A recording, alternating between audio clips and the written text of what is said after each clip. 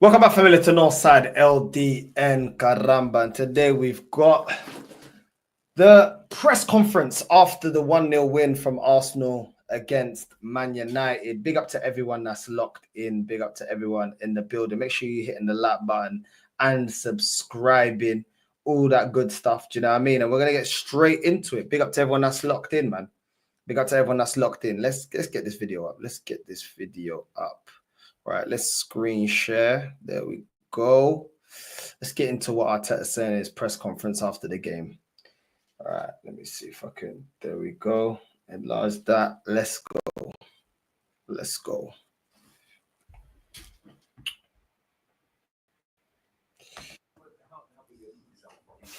Big results. Big results coming first game of the season at Old Trafford.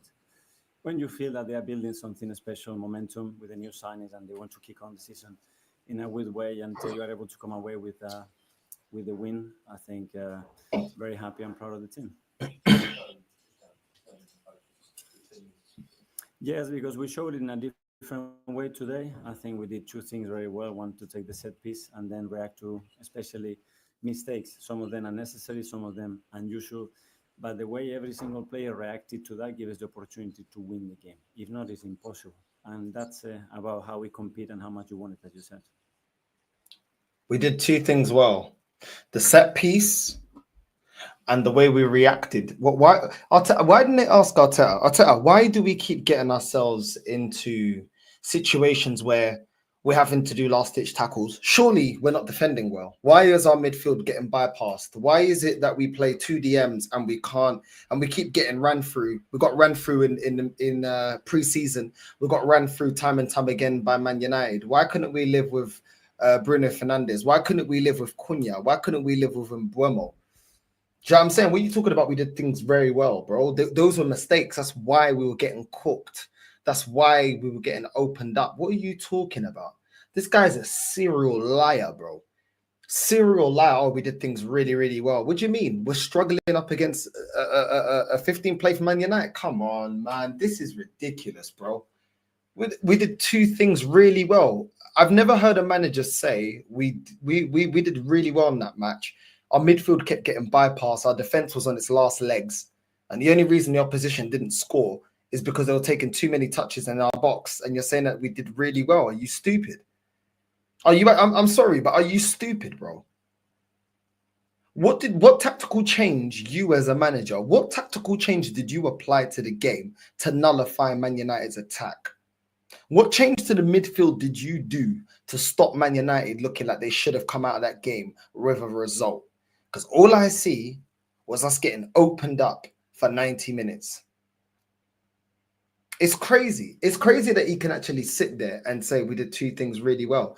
And also the other one about the set piece. Why isn't one of the journalists asking Arteta, why is it that we're better at set pieces than we are in terms of open play, goals in open play? Why is it that in open play, Man United look way better than us? This guy's a gaslighter, man.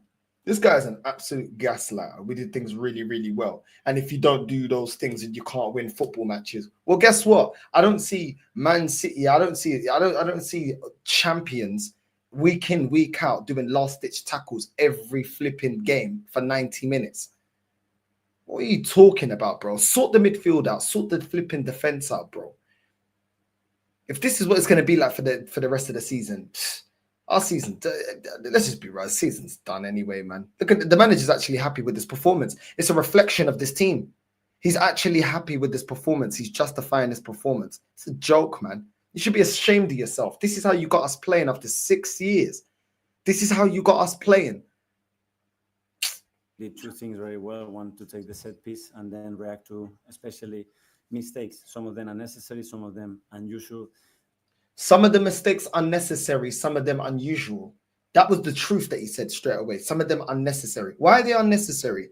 They're unnecessary because by now you should be able to have a defense and a midfield that can defend and can transition with the ball. You are failing to do that. So if it's unnecessary, where is the fix? Where is the solution? Because we've been getting cooked since pre-season. But the way every single player reacted to that gives us the opportunity to win the game. If not, it's impossible. and that The way every player reacted to the game. How did Ben White react to Cunha cooking him? How did Calafiori? How did these men react to Amad Diallo cooking them as well? What do you mean the way that all these players reacted? Saliba was terrible this game. You're talking about the way these players react. How did Declan Rice react to getting cooked through the middle? How did Zubamendi react for leaving massive gaping holes in the midfield? What are you talking about the way that they reacted? How did they react? How did Saka react for getting manhandled most of the game and losing the ball? What are you talking about? What are you actually talking about? How did Odegaard react to 90-minute performance of doing F all? Losing the ball, passes going sideways, under hit passes, over hit passes. What are you doing, bro?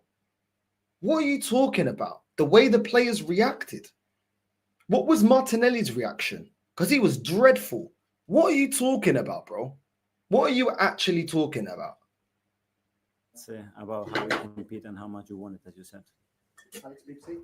So you said you showed different things there. How important is it to be able to show that for a season and get a win basically when you're not playing as you're playing your best? Well, that gives you certainly momentum and confidence, two very important things. Because you know that when you're not. Let's pause there.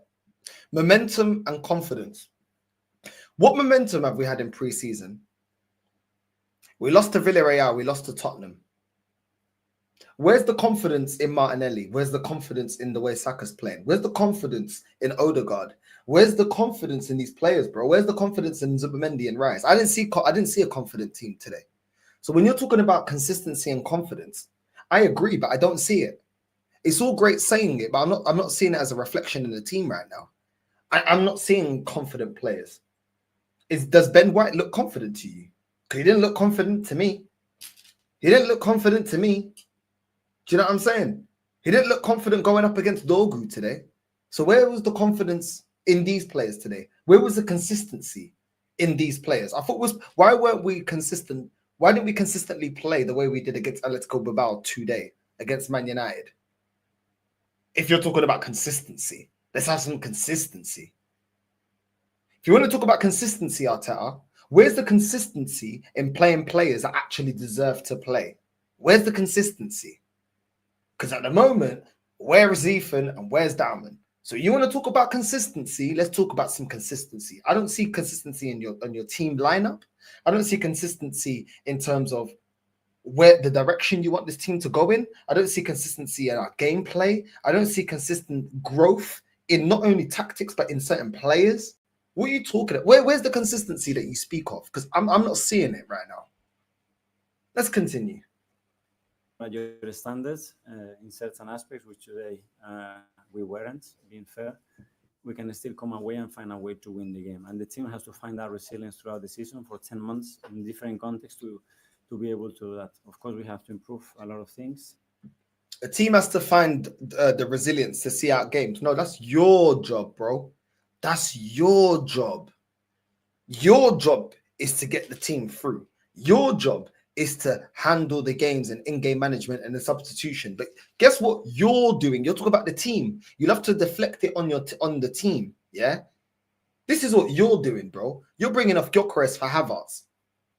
What did he do? You're bringing off Martinelli for Madueke. What did he do? You're bringing off. To be fair, the Timber one was the right one, but you should have started with Timber because we already knew that. So fair enough. The Timber was the right substitution. Do you know what I'm saying? Skelly, okay. What are we doing getting taken off Rice for Moreno? What did Moreno do? What did Moreno do? So you're the manager. You're the one supposed to see out the game. You're supposed to set us up tactically, and you're supposed to make in-game substitutions that changes the game. But you ain't doing that. So let's continue, bro. Let's continue. In different contexts to be able to do that. Of course, we have to improve a lot of things, and that will happen very soon. But in terms of managing to get that into a very positive results, that's a great way to do it. Hi. There were moments in the game where you were in attack and ball went away or the right pass wasn't made, and see you on the touchline get quite frustrated. What needs to change in those moments where the right decision is made and those attacks turn into big chunks? Well, when you see, I think there are 7-8 situations when the ball is completely open to play through, and we are on, and we're attacking the keeper, and we give that ball away, and then becomes a basketball game. And I got basketball game against a team that is extremely good at finishing action with the quality that it had. That's a very difficult thing to do. That's why I talk about the reaction to that, because if you don't react in relation to that mistakes quick enough, sharp enough, you're in big problem. Okay, so it became a basketball game. It became a basketball game. Why did it become a basketball game? Because you're unable to balance the midfield. You're talking about basketball game. Well, guess what? One of your favorites, Odegaard, was making it into a basketball game. He was giving the ball back to the opposition, like you just said. What did you do? Keep him on for 90 minutes. Let's keep Odegaard on for 90 minutes. Let's not make him accountable. Let's not take him off. It's not like you haven't got options on the bench that you could use. Ethan, where's Dalman? Yeah, I'm saying. But let's play devil's advocate. Let's just say for whatever reason, Dalman couldn't make it for the game. Let's just say that's why he didn't get selected. Okay, why are you not playing Ethan? You're talking about basketball game. Why is it that you're bringing on Havertz and he's drifting to the left wing, drifting to the right wing, losing the ball? What was the tactics? What did you tell Madueke to do? Because I don't even understand what the instruction was for Madueke coming off the bench, because I didn't see him affecting the game in a positive way. What was the point? What was the team talk for Havertz and Madueke? What was the talk? What was the talk for Moreno? What did you do to stop the game becoming a basketball game? What are you talking about? What are you talking about? This guy, bro. This guy, all he keeps talking about is the players need to learn. They need to make the right decision. No. This is on you now. This is on you now. You've got the team that you wanted. Manage it. If the players ain't listening to you, then, boy, it's going to be peak for you. I can't even lie. It's going to be peak for you. Do you know what I mean? But you're always putting it on the players. And listen, yeah, the players and the manager both got accountability. Both of them. Yeah, I get it. But this guy's been here long enough. He's been around these players and coaching these players long enough that you should be making in-game substitutions that make us look a lot better and get away from your words, it looking like a basketball game. Your subs didn't do that. Your team lineup was wrong. You're lucky. You got away with it, but we'll see. Do you know what I'm saying? Miguel, can I ask for your assessment of Gyökeres today's Premier League debut? How do you think he got on? Well, he did a lot of things very good. You can tell, especially in our high press and the rhythm that we demand, that especially in the first half, we were giving a bit too much time. It's something that we have to work on him, especially there. And then, yeah, finalizing situation, he didn't have that many chances to do that because, as I said, on the previous action, before we had to play that last ball, that the line was standing still with 40 meters behind, we didn't manage to put the ball through to exploit his quality. But overall, I mean, coming away to Manchester United, winning your first game with Arsenal, it's a good start. Okay, so you admit that we wasn't getting Gyökeres into the game. And what did you do to help him? Oh, do you know what you did? You made him your first substitution.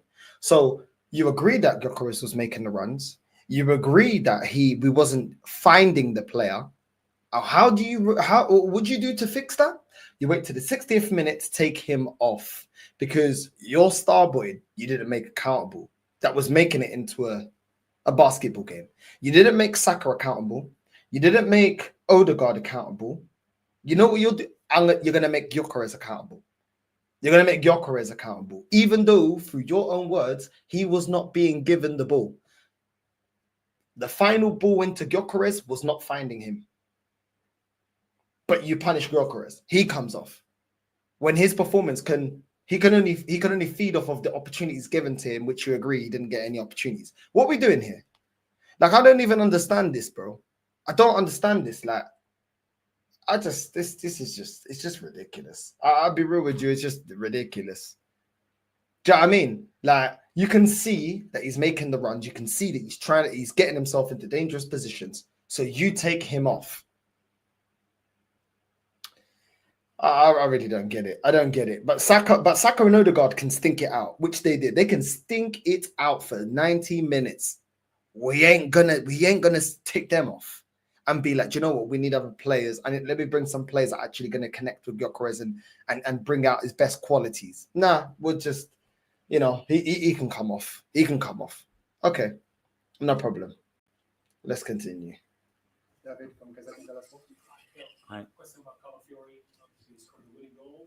What gives you some other players doesn't give you? Is he okay? He has the capacity to change the energy. He comes in this room and he changes the energy in the room. He changes the energy in the team. He has an aura. He has a presence that is special. And then he's a player that is very unpredictable for the opponent because he can occupy very different space. He can do things in and around your box, in the middle, in the opposition box. That is very difficult to predict. So very happy. I think Calafiori is very predictable. Very predictable. He's good going forward. He can score. I remember last season he scored against Man City. He can score. He can definitely find the back of the net. But he's very predictable in terms of defensively. And defensively, that guy didn't play well defensively, bro. He was getting caught out at times by Mbeumo, allowing shots to get peppered onto our goalkeeper and did absolutely nothing about it. Some of the last-ditch tackles, he was saved by Gabriel. He was falling on the floor, sliding all over the place in the box. I think Calafiori is absolutely horrendous defensively. Defensively, he is horrendous. So I don't know about, teams can't live with him. I think Mbeumo showed very quickly he's very comfortable going 1v1 against Calafiori. So I don't understand this whole, teams can't, understand he's got an aura, he's got a presence and all this. I remember you saying this about Zinchenko. Where's Zinchenko now? Do you know what I'm saying? So let him keep gassing up Calafiori. Ultimately, he's a defender. And when it comes to defensive work, he's as shaky as Pedro Porro. You know what I'm saying? Not good enough. Brings a lot to the team going forward. I will agree with that. But when it comes to defensive, the guy is not good enough. He's not good enough. He's got the same deficiencies in his game as Zinchenko. And for him saying he's got an aura, he's got a presence, you're just saying that because you signed him. That's all it is. But we see how, once Calafiori exposes himself, that he's not the defensive guy that you're trying to gas him up to be, you'll kick him to the curb like you kicked Zinchenko. Do you know what I mean? But it is what it is, isn't it? It is what it is. This Lego head smiley really pisses him off. Yeah, look at him. He's always cocky, innit, when we get the result, innit? Watch him be angry, you know what I mean, when we start dropping points. And we will, because we got Leeds and then we got Liverpool, trust me. And I see some Arsenal fans that were in my chat earlier on saying, North, have you seen the way Liverpool are playing? Bro, have you seen the way we've been playing? On a consistent basis. It's mad. It's actually mad. I'll tell you, it's the Spanish Nicolas Cage. He does look like Nicolas Cage as well. I don't know. I don't know why, but I hate his way of talking. Do you know why? Because he tries to act like he knows what he's talking about, but he's talking nonsense, bro. He's talking nonsense. Man's talking about aura, bro. I remember Calafiori last season, yeah? Literally, ball watching.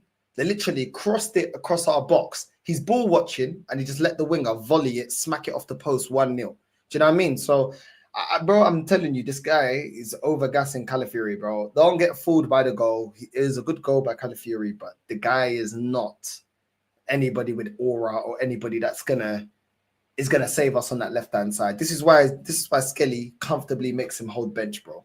Comfortably makes him hold bench at left back.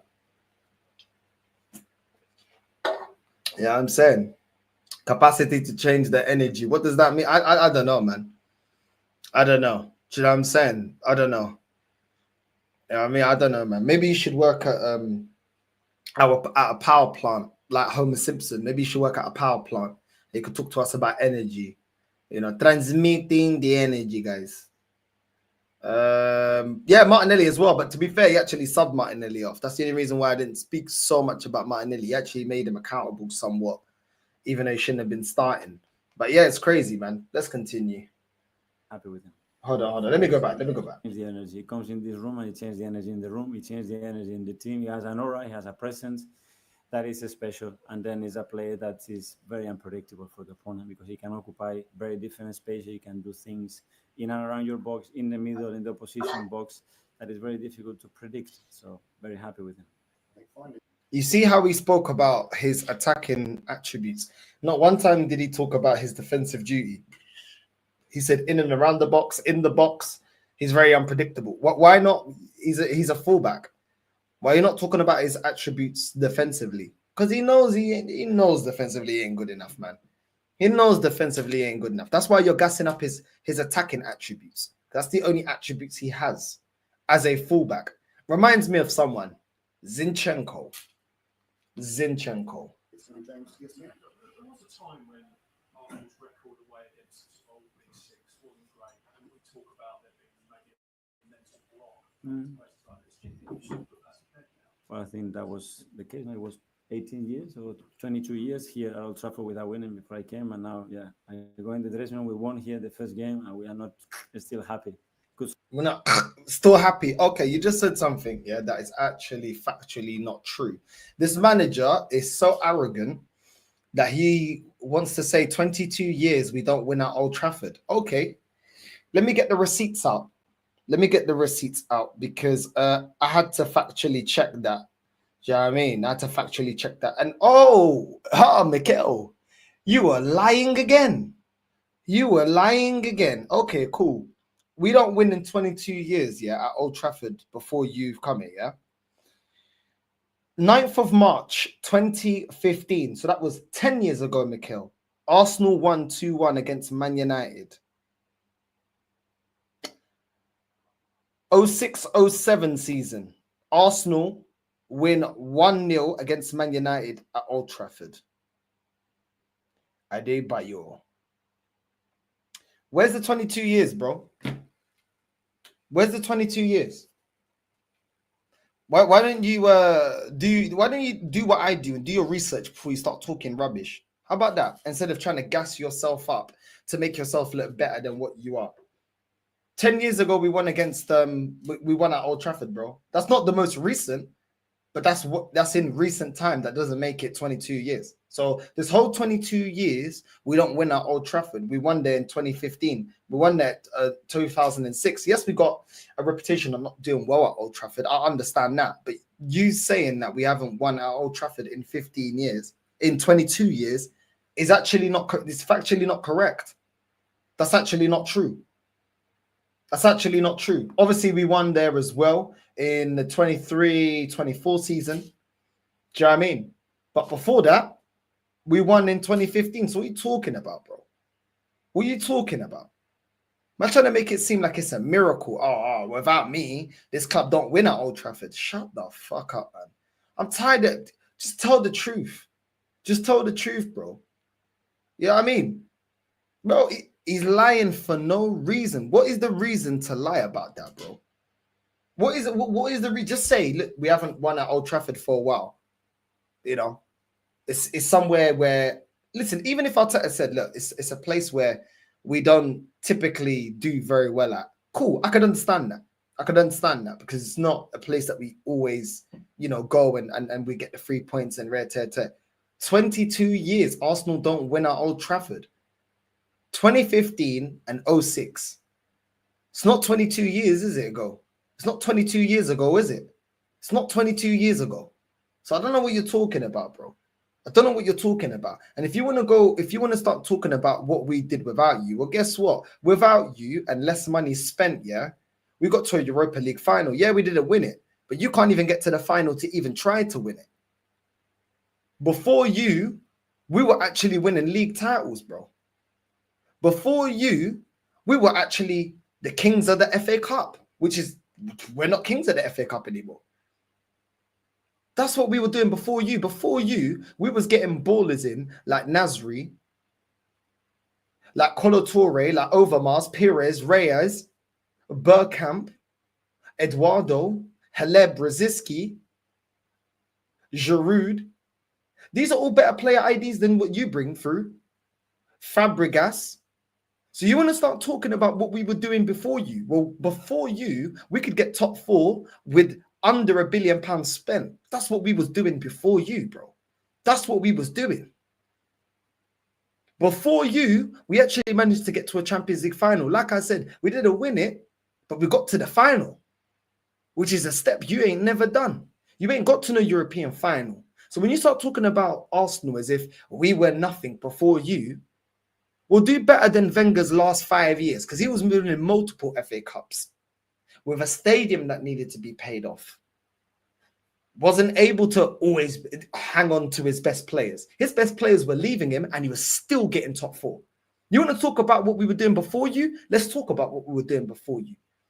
Wenger would lose his star boy every year or every other year and he still got top four. That was what he was doing. So let's go to the worst version of Wenger and let's go to the best version of you. You keep Saka, you keep Gabriel, you keep Saliba, you don't win us as many FA Cups. You don't have a stadium to pay off. Your player ID is shocking. You still don't know what system you wanted to play. Once upon a time, we used to play the best football in this league. Now we're resorting to set piece FC. That's what we're doing right now. So when you're talking about, oh, Arsenal don't win here at 22 years in the Old Trafford, first of all, 2015, 2006. Both of them are before your 22-year mark.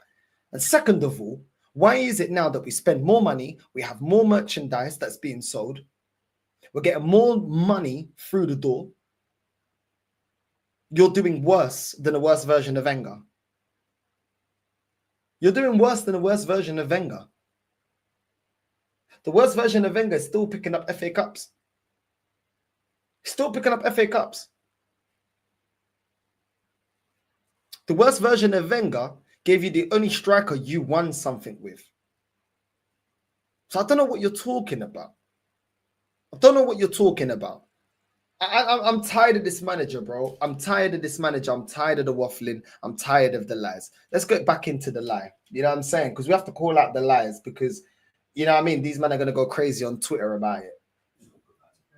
Well, I think that was the case. It was 18 years or 22 years here at Old Trafford without winning before I came. And now, yeah, I go in the dressing room. We won here the first game and we are not still happy.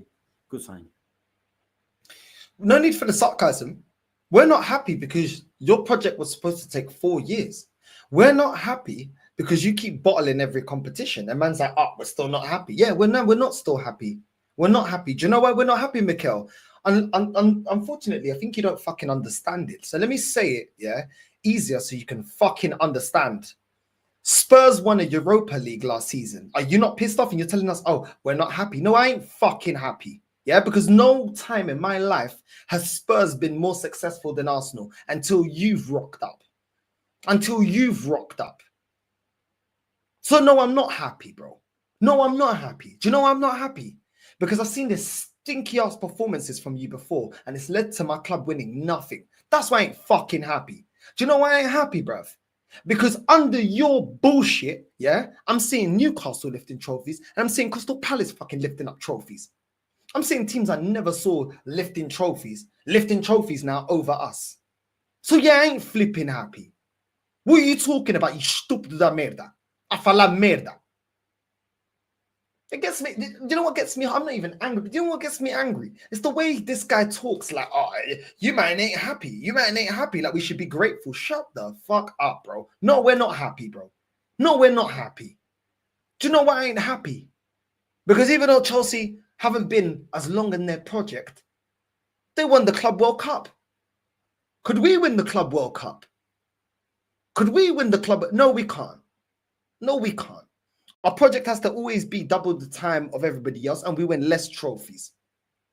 I've seen Man United on the decline win Europa Leagues. I've seen Chelsea on the decline win Champions Leagues.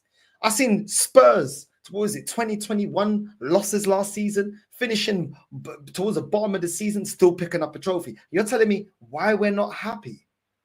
Are you stupid, bro? You should shut your mouth, yeah, because you should have been sacked time ago. Shut your mouth, yeah, and say, do you know what? We needed to play better. It wasn't good enough. Do you know what? Why don't you show the humility that I saw from Enrique when PSG they got bopped off the park by Spurs, still managed to win the Super Cup. Enrique actually had some level of accountability. He said, do you know what? Football ain't always fair. Sometimes the best team don't always win. Man saw his team wasn't good enough, bruv. Why don't you ever have that kind of accountability? When you lost to PSG and your team got bopped off the park, you said, oh, somebody told me we were the better team. Where was your humility? You got no humility, bro. But alongside your not having humility, you got no trophies. I don't even know where the arrogance comes from. I don't know where the arrogance comes from, bro. It's a waste, man. Can't stand this manager, bro.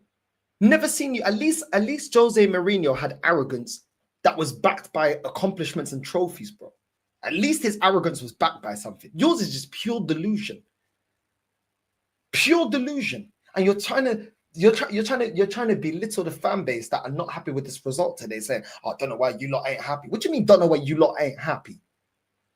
What do you mean, don't know why you lot ain't happy? You promised us major honors by this time, way before phase 6, phase 5. You've oversold and underachieved, and yet you're asking us why we're not happy. Do you know why we're not happy, Mikel? Because the same tactics you use today is the same bullshit you used against flipping PSG and Bayern Munich. And what did we do? Nothing. Nothing. The same stupid tactics you used against flipping Nottingham Forest. And guess what we did? Drop points. Fulham, drop points. Chelsea, drop points. So I don't understand where you come out with, "Oh, why ain't people happy?" What do you mean, why are we not happy? Are you stupid, bro? I can't even, bro. I'm even trying to get angry because I'm trying to chill out. But I just can't believe that you can turn around and tell us why we're not happy. We ain't happy because we're supposed to be offloading Martinelli and you're starting him. We're not happy because now all of a sudden you are allowing Eze to go to Spurs that walks into our team. You prioritize Madueke over getting Eze. You prioritize Norgard over getting players like Lookman and ballers like that. You prioritize getting Madueke over Mbeumo. Look at Mbeumo's performance today and look at Madueke's performance today. And tell me which player we should have prioritized, which player should we have gone for. Please tell me. It's a joke, man. Why are we not happy? Tell me who off that bench here changed the game today. And yeah, we got the point, but just imagine if Man United did score a goal. Who's coming off that bench to change the game today? Who? None of them off that bench impacted the game to give us something different that we can actually go on and win the game. None of them. So we're back to the same situation that we've got a bench that ain't going to win us major honors. And you're sitting there asking us, people are not happy. People are not happy. What are you talking about? Whenever I saw you jumping up and down like a flipping kangaroo when you were next to Pep, it was always based on achievements. And now you're asking us why we're not happy. Would Pep be happy with this? Because every time Pep don't win, I don't see him celebrate. Even when he wins, I don't see him celebrating that hard. Once in a while, he gets a little cigar. What are you talking about? What are you talking about? Why are we not happy? Why didn't you ask Pep? Is he happy when he finishes second? Is he happy when he has no trophies to show after a whole season? This guy's taking the piss, bro. This guy listen to, let me VAR this. 18 years or 22 years here at Old Trafford without winning before I came, and now, yeah, I go in the dressing room. We won here the first game, and we are not still happy. Good sign. Okay, guys. Thank you, guys. Thank you. Good sign, you know. One said good sign. We're not happy. Okay, if it's a great sign, yeah, then you should be sacked as well. You should be sacked as well. If you like accountability so much, you need to be sacked. You need to be sacked. You've had enough backing. You've had enough time. I'm tired of it, bro. I'm tired of it. Do you know what I mean? I'm tired of it, bro. I'm tired of it. But what's the man saying? Trust me, if Rodrigo saw that game, he would be like, "I'd never play for that guy." I'm telling you. You know, all these top gooners think we get Rodrigo. They're as deluded as Lego head. Yeah, it's all from the same tree, man. It's all from the same tree. Arteta and Berta preferred Madueke over Eze. You can't defend this, man. You can't defend this. And tomorrow we're gonna have some serious discussions because I don't even know, bro. I don't even know. But this fan base is so predictable. Oh, these men are complaining. You men say that you want to win the game ugly. You men say that you want, you got to grind out results. First game of the season, we're grinding out results to Man United. Oh, man, want to sell me this as process and project. It's crazy. Facts. Arsenal couldn't spend cause for new stadium and debt. Imagine this money was given to Arsenal. He would win cups 100%, and most importantly, he would make the players better the players he has better. Yeah, I hear that 100%. 100%. You would see maximum potential if Wenger was here. You'd see him get the maximum potential out of Ethan and Dowman and even Martinelli. He'd get the most out of Martinelli. He'd get the most out of Martinelli. That's what he'll do, bro. That's what he'll do. He'll get the most out of these players, bro. Yeah, I mean, Gyökeres would be cooking under Wenger.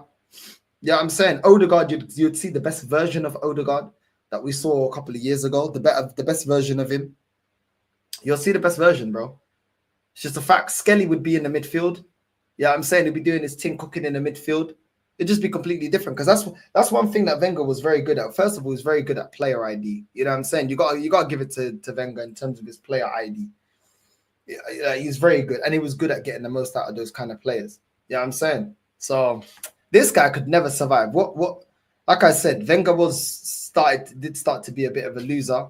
Well, did become a loser at the end, but at the same time, he would get the most out of players, bro. If you had talent, Wenger would get the best out of that talent. Do you know what I mean? He got the best out of Alexis Sanchez. Everyone knew Alexis Sanchez. I think what was he? Went from Udinese to Barcelona, couldn't get into that team, comes to Arsenal, all of a sudden, do you know what I mean? One of the best players in the league. Alexis Sanchez was cold, man.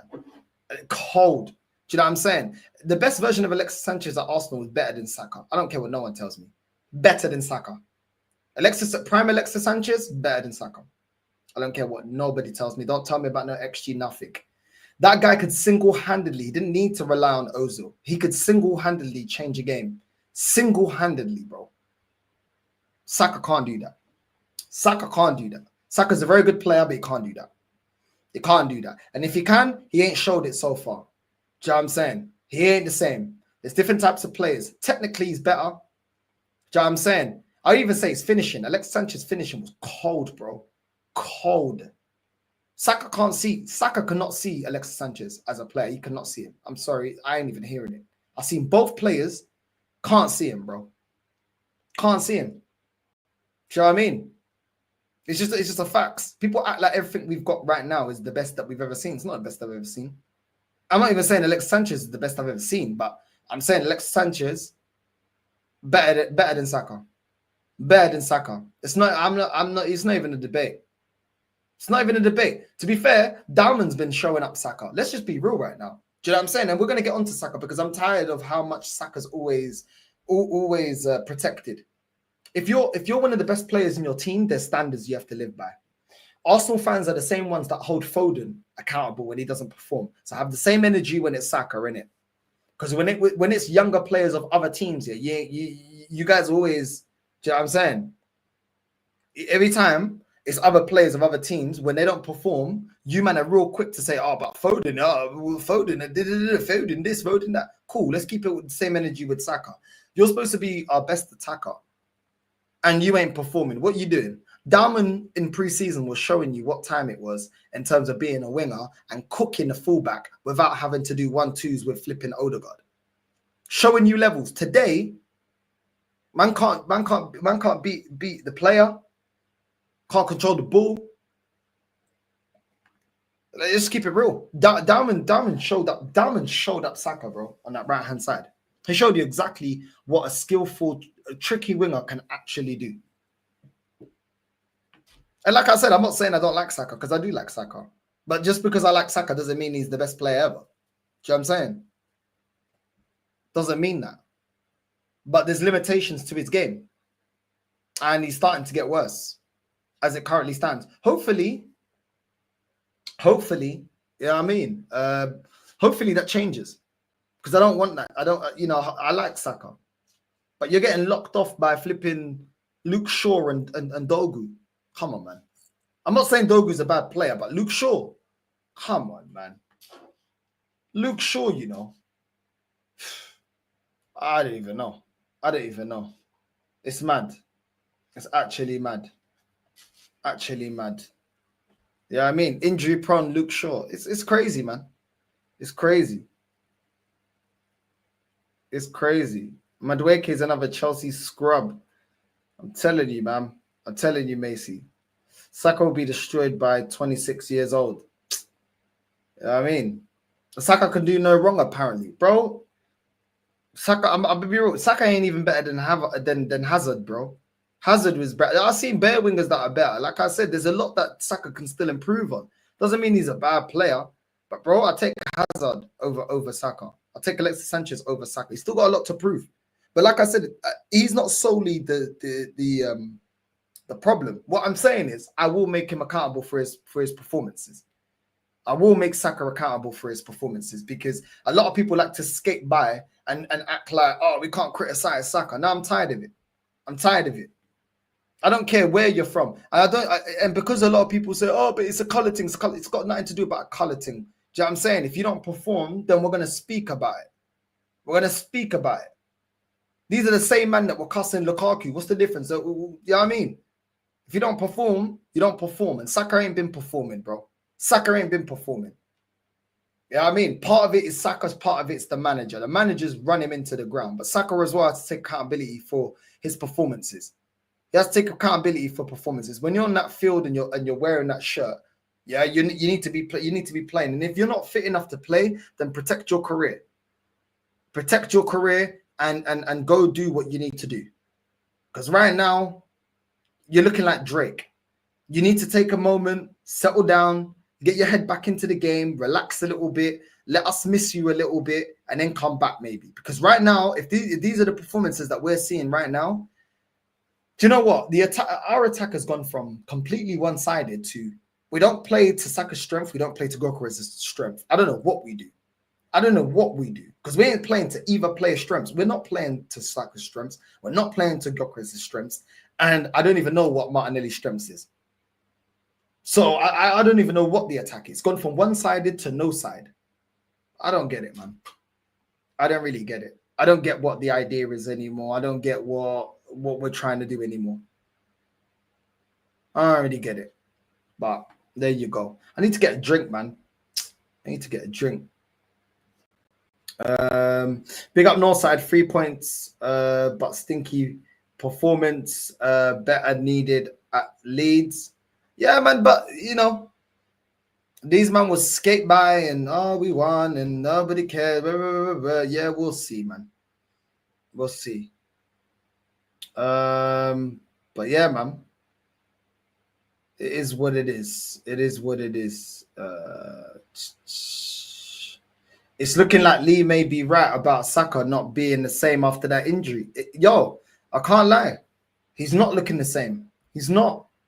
He's not. This is not the best version of Saka that we've seen. Do you know what I'm saying? It's true. Saka is a good player, but he's not doing the things he should be doing if he wants to be world class. Like I said, I think Saka could develop into a world class player under the right manager, but I just don't see it happening under this manager. Like, this manager gives him the game time, but he doesn't protect him. You know what I mean? He doesn't give him healthy competition. He doesn't give the competition. Dauman has now presented himself as healthy competition for Saka. You don't want to play him. He don't want to put the pressure on Saka. You don't want to, and it's not even, part of it is, okay, let him recover. Do you know what I'm saying? But another part is when he's fully fit and raring to go, give him healthy competition to keep him hungry. He don't keep him hungry. He don't keep him hungry. He doesn't develop the attack so that Saka as well can, you know, he doesn't always have to be the guy that gets marked out of the game. And it's just he's not creating the, Arteta's not creating the environment for us to see the best version of Saka. He's not. I just have to keep it real. I gotta be honest. I just gotta be honest. You know what I mean? Give me 1 sec. Let me go get a drink. Give me 1 sec. Come on, sec.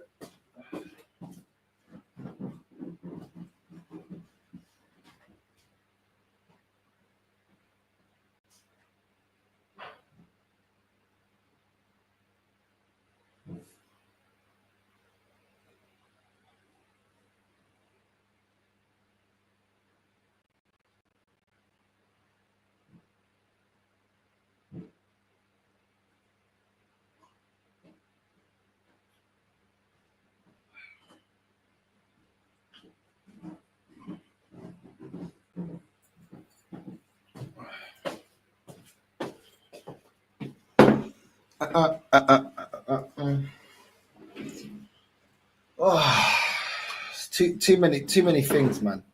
Too many things going wrong right now at Arsenal. Too many things going wrong at Arsenal right now. I can't lie. And it's just annoying, bro. It's team selection. It's players out of form. It's players that are supposed to be moved on, not getting moved on. It's allowing some of our best players go into our rivals. It's the tactics going stale. The managers like for like substitutions. It's just too many things going wrong, man. Too many things going wrong. And people just, oh, well, you know, we got the 3 points. Okay, we'll see. Because this fan base have had this kind of attitude of, oh, well, we got the, cool, whatever, man. You know what I mean? We'll see where we end at the end of the season. You know what I mean? We'll see where we end at the end of the season. Big up Northside Kudus is better than Saka, in my opinion. I disagree. I can't lie. I do disagree. But I like Kudus, though. I do like Kudus. At the moment, he's playing way better than Saka. Right, at the moment, he's playing way better than Saka. He cooked the other day. What was it, Spurs Burnley? He cooked the other day. I gotta be real. But like I said, when it comes to our attack, are Liverpool not getting the most out of Ekatike? Do you know what I mean? Are City not getting the most out of Haaland at the moment? Are Man United not getting the most out of Cunha? Are Crystal Palace not getting the most out of Mateta? Like, you're looking at everybody else. Are Spurs not getting the most out of Richarlison? Some of these teams are working it out how to get their striker in form and banging in goals early, bro. Early. We are still sat here thinking, what's the idea? What's the plan with Gyökeres? What's the excuse? What's the excuse? Arteta will cater to players here that he fancies, innit? That he rates. When he wanted to cater to Zinchenko, he did so. When he wanted to cater to Havertz, he did. When he wanted to cater to Jesus, he did. When he wanted to cater to Martinelli, he did. Do you know what I'm saying? He's always trying to cater to Odegaard. That's why he's got 2 flipping DMs behind him, because he knows he's going to lose the ball all the time. So he needs 2 flipping defensive midfielders to win the ball back every time Odegaard's pass goes sideways backwards. So how are you identifying a striker and it looks like you don't understand how to get him involved in the game? How does that even make sense? If the players were finding Gyökeres, but they're still, I mean, that sometimes certain strikers come into a team and the timing of the pass is off. So he's making the run, we're making the pass, but we're making it a bit too early. I would be like, you know what, guys, I'm telling you, just give it a little bit of time and we'll tweak it. And the players will understand. They will understand when Gyökeres is going to make those runs. We're not even finding the run. That's my problem. It's not even that we're trying to find the run. We're not trying to find the runs. We're not trying to find Gyökeres at all. Do you get what I'm saying? Like, if it was something where it was like, it's the timing of it's the right idea. The understanding that he's going to make the run, but they're just mistiming it. You can say, okay, with time, playing in the same team week in, week out, it's going to click. Ain't nothing clicking, bro. Ain't nothing clicking. Do you know what I'm saying? I saw Hansi Flick go to Barcelona, get the most out of Lewandowski. Do you know what I mean? Well, I saw Inzaghi get the most out of Thuram. Do you know what I'm saying? Obviously, different situations. Thuram isn't a gunman like that, but he got the most out of him. And flipping Lewandowski was supposed to be finished, and Hansi Flick went there and got the most out of him. Hansi Flick in one season turned around Rafinha. Rafinha, before Hansi Flick, Barcelona fans were complaining about him. All of a sudden, the manager goes there, works it out straight away. This is what I'm talking about. Top managers, bro. They work it out. Arteta's bringing in players and it ain't working out. It ain't working out.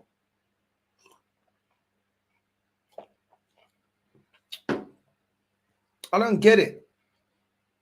Much of what I saw against Man United in terms of Gyökeres is exactly what we saw in pre-season. And then people told me we got a secret plan. What secret plan? We're doing the same nonsense. What is the secret plan, please? What's the secret plan? This is ridiculous, bro. Ridiculous. Facts, if we don't play Gyökeres' strengths, we're dead in the water. Flick is a proper manager's peak. Big up, bro. That's what you do, bro. That's what you do. Do you know what I'm saying? Conte loved Lukaku, bro. You know what I'm saying? Man made it work with Lukaku. Do you know what I'm saying? Loved him. Loved him. Do you know what I mean? Man makes it work. How's he getting the most out of the cut? Because he understands the player. Because he understands the player. We're identifying a striker and we're here looking all over the place. I don't get it, man. I don't get it. If I was Gyökeres, I'd be very, very frustrated. Because it's just like, bro, what's the point of me making the runs? Like, I've played football before. It's like, I'm not going to make the run anymore. If you're not going to play through the pass, why am I making the run? You start getting annoyed. You're like, nah, I ain't bothering, bro. This guy ain't even passing me the ball. So why am I bothering to make the run anymore? We're gonna discourage Gyökeres from making runs and finding space in the box because we ain't finding him. So he's gonna be like, whatever. I don't get the ball anyway. So what's the point? Ridiculous, man. It's ridiculous. Big up Northside, best and most down to earth YouTuber. Much love from a Liverpool fan. Oh, big up, man. Big up, familia, man. Big up, man. Big up to you, bro. Yeah, you know I'm saying, big up, bro. Love every single time, man. I still got your team winning the league. I can't lie. But don't sleep on City, innit? Don't sleep on City. Don't sleep on City. The way you guys have been playing shows me exactly why he wanted Sesko. You guys are going to watch him try to turn Gyökeres into Sesko. The only thing that the manager needs to turn himself into a winner. He doesn't need to focus on the players. Turn yourself into a winner. How about that? You know what I mean? How about that?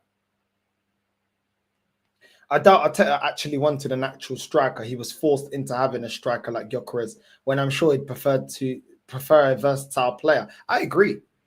Because how do you come out he said it in his press conference, yeah?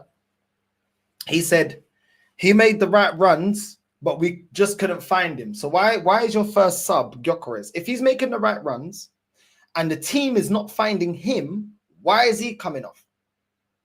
Why ain't Martinelli the first player off? Why ain't Saka the second player off? Why is Odegaard not the third player off? All in one goal. Because they're not finding him. But no, you blame the striker that's actually getting himself in position. He's the one that's got to be the first one subbed off. Make that logically make sense, bro. What did Havertz do when he came on? Because man was trying to gas it in preseason. Now look at Havertz. What did he do? Oh, the same inconsistencies we've seen before from Havertz. Okay. No problem. That's what we'll do. No problem, bro. Conte is a serial winner for a reason, bro. When it comes to squad turnarounds, one of the best in the business. Just like Flick. That's what I mean, man. That's what I mean. North Arteta, Mikel Arteta is Billy Mitchell from EastEnders. I'm telling you, bro, he's going to be like Ian Bill. He's going to be crying at the end of this season. He's going to be crying at the end of this season, bro. He's going to be crying. But I don't know, man. Listen, if we figured Mikel out, best believe the rest of this league has worked Mikel out as well. Do you know what I mean? They've worked him out, bro. You know what I mean? Ruben Amorim absolutely scored him, bro. He's so lucky. So lucky, bro. So lucky. And yeah, we'll see, man. Zubimendi is definitely, I'm side-eyeing Zubimendi at the moment. He's a little bit on fraud watch at the moment. Because I don't know how you go from playing like that against Atletico Bilbao to playing like this against Man United. Like, it's a complete 360. I do think there's a player there with Zubimendi, but you got to show that. You got to show that because today you showed me absolutely nothing. Absolutely nothing. Declan Rice, this guy, he's good, but he can't do it alone. If you expose Declan Rice to defend by himself, he's getting cooked. He can't do it by himself. Let's just keep it honest. He needs somebody next to him. There's limitations to his game. There's limitations to his game. Odegaard, that armband is going to completely shield him. Completely shield him. 26 years old, yeah, and this is what we get from Odegaard. 26, you're supposed to be in your prime. Normally 26 is when we look at players that you hit your prime. If this is the prime years of Odegaard, I fear we're not. I know we're not going to win anything. I know we're not going to win anything. There's too much of Odegaard's game that is now just set in my opinion. The delays of the passing, the weight of pass, the vision. This is his level. For me, this is his level. I don't see the level going up. Do you know what I mean? I just don't see it unless we go ultra all out attacking. Then there'll be so many opportunities that, do you know what I mean? The mistakes will kind of balance themselves out because of the volume of chances that we're going and the amount of players that we're committing forward. I think Odegaard is he's a volume player. He makes so many mistakes. You need to give him continuous volume of chances, and then eventually, you know, out of 5 opportunities, 2 times out of 5 he'll make the right decision. Unless we play like that, Odegaard's gonna always be inconsistent. But I don't really get it. What is the point buying Madueke if you're gonna start Martinelli? Like I don't even get it. Like I don't like either player, but like I said, I don't really get it. Today I just didn't see. I didn't get the idea of Martinelli on the left, and I didn't get the idea of taking him off and bringing in Madueke. I didn't really understand the point. I don't really get what was going on. I don't know what the instruction was from the manager. But yeah, I still see some Arsenal fans talking about, oh yeah, but look at the way Liverpool been playing. Look at the way Liverpool been playing. Bro, their fullbacks ain't been here as long as Ben White. So there's a difference. Their number 10 has just arrived to the Premier League. Our number 10 has been here for the whole process. That's the difference. They got players that they're bedding in, players that are catching up to speed with the Premier League. We've got players here that have been here for a long time and are declining. That is what's shocking. That is what's the difference between when you're talking about Liverpool and you're talking about us. They've still got Premier League winners, multiple Premier League winners, or players that have won major honours, won Champions Leagues. That's what they've got. They've got a manager that's versatile. So when Arsenal fans want to deflect and say, oh, but look at the way Liverpool are playing. First of all, they got Mo Salah. We ain't got no player on that level. That's the reality of it. Not only have they got Mo Salah, but they've got various players that have got over the line. They've got the experience of winning major honours. They've got players that have won multiple major honours. They've got a manager that's won a major honour. And it looks like they're going to go and get Isak. So I don't even understand why people, you know, Arsenal fans are like, oh, but look at Liverpool. Why are you scared of Liverpool? Look at the way they played the other day. Okay. This is the same fan base that told us last season, yeah, that Liverpool are going to take 4 or 5 years to rebuild. That team's not good enough. Arsenal's got a better team than Liverpool. A few moments later, they win the league. So if you want to listen to them, man, listen to them, man. You know what I mean?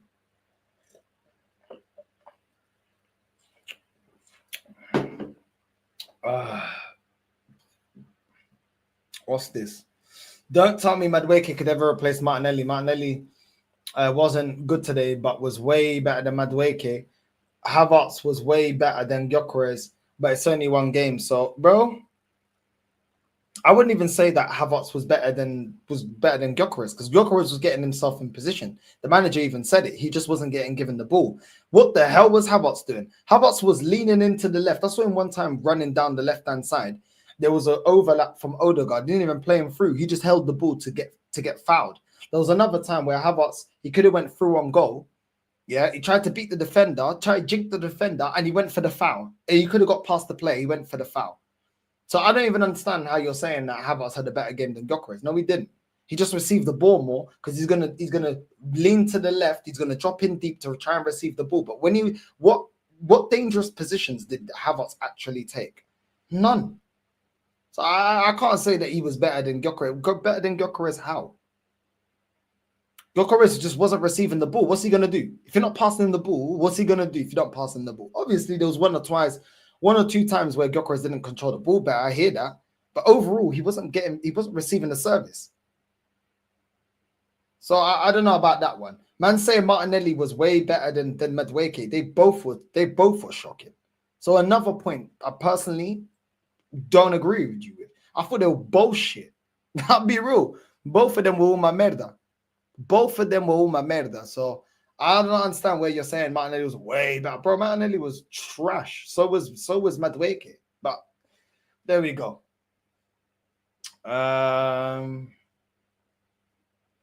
Big up, man. Top 4 trophy settings. Yeah, top 4 trophy settings, man. Northside, please forgive me. I'm not good at the moment. Missing my grandfather a lot more than normal with the football season back at it. He loved West Ham the way I love Arsenal. Well, listen, man. Rest in peace to your grandpops, man. I get it, man. I get it when you're going through things. I'm going through things on my own at the moment as well. So I get it, man. Just try and stay busy, keep going forward. Do you know what I'm saying? Just keep going forward. The future you will look back and be proud of yourself that even through ups and downs, you keep going forward. That's the only thing I can say, man. Keep going forward, keep chasing your dreams, keep paying your bills, doing everything that you need to do, man. Do you know what I'm saying? Just keep going forward, man. But yeah, man, rest in peace. Big up to your grandpops, man. Paella pivot was cooked today. Absolute stinker from Rice Supermenti. I said Paella pivot, you know. I said Paella pivot. Oh my days. No player, in my opinion, wants to play for the Spanish fraud, the defensive numpty. But this is the thing. Man talking about Arteta like a defensive manager. The defensive manager is getting ran through, bro. His team is actually getting ran through these days. It's not even this team. We have to talk about it. This team ain't even defensive anymore. Like it's just, we're looking at video vixens, bro. We're just there, and yeah, I'm saying if you're any good, you could just run through the team like you can run through the video vixen. That's what we are, video vixens, bro.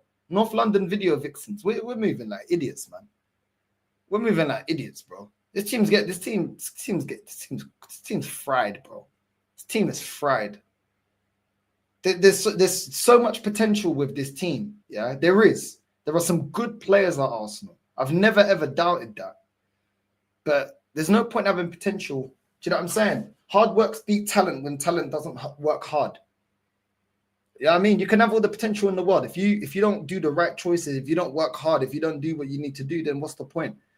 The team has potential, but Dowman's got potential, but if you don't nurture that potential, then what's the point? He won't become the player that we know that he can be. Ethan's got potential, but if you don't nurture that potential, then he may not reach that ceiling that he can reach. Gnabry had to go to Bayern Munich to reach his potential. Harry Kane had to go to Spurs to reach his potential. If you don't give players the platform, they're not going to reach their potential. And one thing I used to love about Wenger that I don't see with this manager, but what I do see, no, this is what I didn't like. I didn't mind last season when we was playing Ethan and Skelly in the cup games and seeing if they're good enough. What I didn't like that Wenger used to do excellently is Wenger, when you played well in the cups, he would literally give you the opportunity to break into the team. And when Odegaard got injured last season, he gave him his breakthrough. This season, pre-season has shown that Ethan and Dowman have been levels above Martinelli and Odegaard. Yet you're still persistent with these, man. Wenger wouldn't have done a decision like that. Wenger wouldn't have done that, bro. Wenger wouldn't have done that. Wenger wouldn't have done that. Wenger rewarded players balling out and consistently turning up. He would reward that. This manager don't reward it.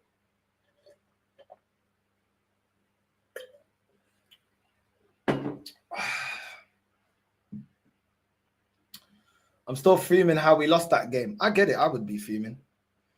I'm happy that we beat Man United. Do you know what I mean? Because man knows I ain't got no love for Man United. Bun them, man. You know what I'm saying? After I've seen 8-2s and stuff. But, bro, it is what it is, man. Nah, big up, man. Big up, bro. Trust me, man. We all sometimes put on a brave face and we just go forward, man. Trust me. It's life, man. It's life. It's the life of being a man, bro. You just gotta keep going. You know what I'm saying? You just gotta keep going, bro. You just gotta keep going, bro. That's the life of being a man. Regardless if you're happy, you're sad, whatever, you just gotta keep going, bro. keep going. Yeah, I mean. But big up though, man. If Arteta went 6 seasons without a trophy in Italy, the ultras would have chewed him up. He's getting away with dictatorship, which is crazy. Yeah, bro. So, this guy, bro. Let him take his arrogance like that to La Liga and them leagues there and see what they do to him. See what they do to him. They man ain't got no love for Arteta. You think they got any love for Arteta after he's finished at Arsenal? Yeah, you think them Spanish man got any love for him, bro? He was a side man, bro. He was a dinner lady, bro. That's what he was, bro. Man didn't get into the Spanish team. He was only there to put out cones and bibs and whip out flipping.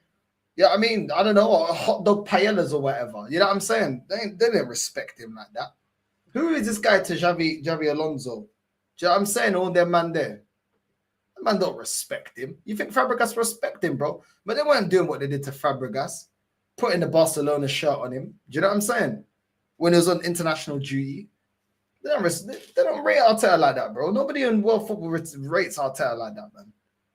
Average player, average manager. That's it. You know what I mean?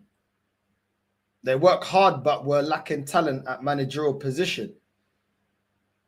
Glasner's been a success in 1 season at Palace. Arteta in 6 years at Arsenal. Only statistic that matters, trophies. Sack him now, bring Xavi or Zidane. Well, imagine Zidane at Arsenal. I'd be mad. But then again, I swear he's only managed Madrid. You know what I mean? Xavi, I'm not really a fan of Xavi as a manager. I can't lie to you, bro. I'm not really a fan of Xavi as a manager. I know we won La Liga at Barca, but I'm not really a fan like that of him as a manager. Obviously, Xavi the player, completely different conversation. Let's go. Let Arteta go trophyless for 5 seasons in Serie A. See the difference.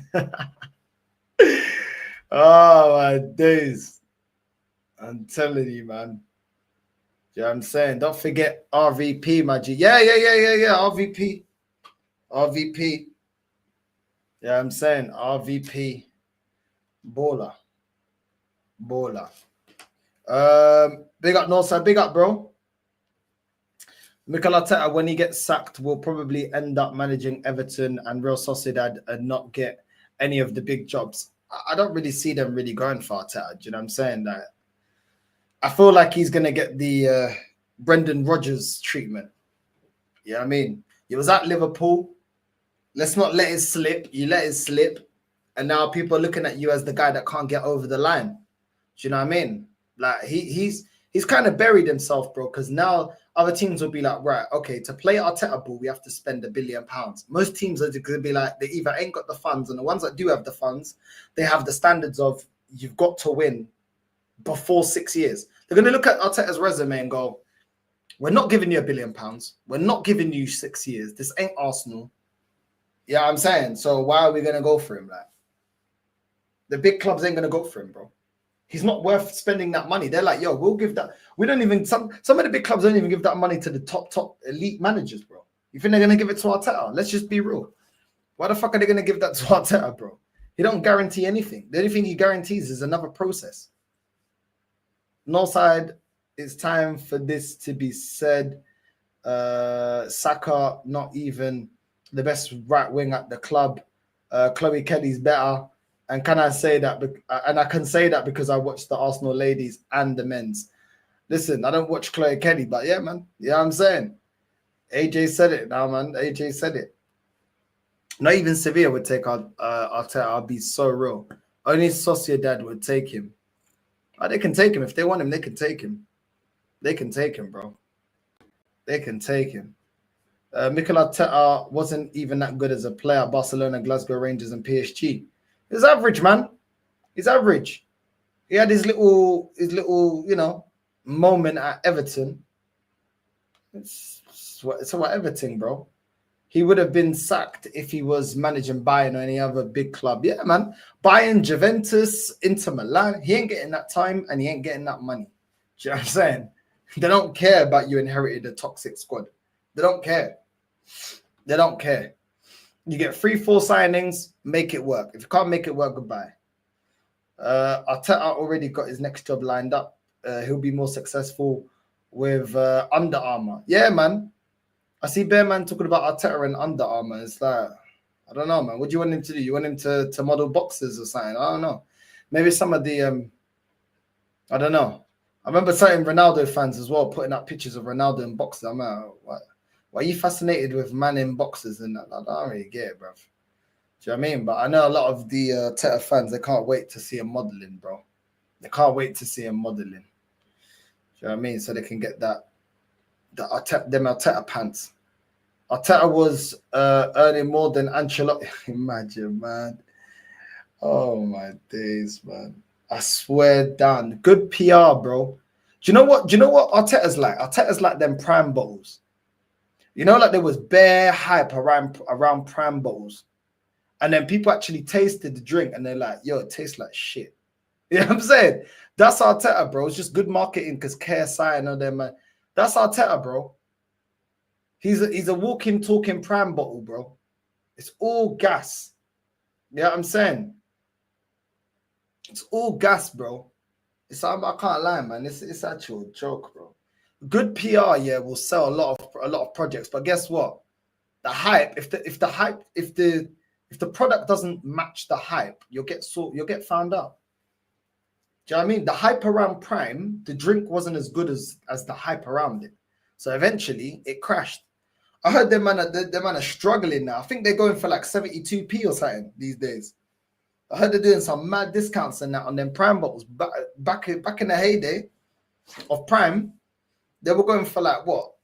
Mad money in it, each bottle. I swear they were going for a mad amount of money. Even to this day, I never drank Prime. I've never tried it. I never drank it, never tried it. I didn't really care. I don't really care. But that's what I'm saying about good marketing, bro. Prime was sponsoring everything. Prime was like wrestling. I think it was UFC. They were doing everything, man. They were doing the most. I think they went even to Watford, where KSI is from, with the open bus or whatever, did their thing, bro. It was crazy. Prime was, in terms of the marketing. But then the reality hit, bro. The drink ain't all that. Do you know what I mean? The drink ain't all that. Our club was associated with Prime as well. Yeah. Isn't KSI an Arsenal fan? I think he's an Arsenal fan. So yeah, obviously, you know, he wanted Arsenal Prime and all that. Best PSG players were Gabriel Hines, JJ Okocha, Mauricio Pochettino, Nicolas Anelka, Ronaldinho. You know what I'm saying? Crazy. But Arsenal fans still buying this shit product. Yeah, bro. They like that Prime advertisement, man. It tastes like shit full of sugar. I've never tried it. Facts. Prime fell off real quick. Most stores in South Africa stopped selling it. I've never drank it. Come on, who doesn't rate Anelka, man? Who doesn't rate Anelka? You know what I mean? Probably the people that didn't see him play. You know what I mean? They'll probably don't know how good he was, bro. Come on, man. Anelka was cold, man. I've tried root beer. Have I had root beer? No. I've had ginger beer. I like ginger. Is it ginger? I think it's ginger beer. Is it ginger beer or ginger ale or whatever it's called?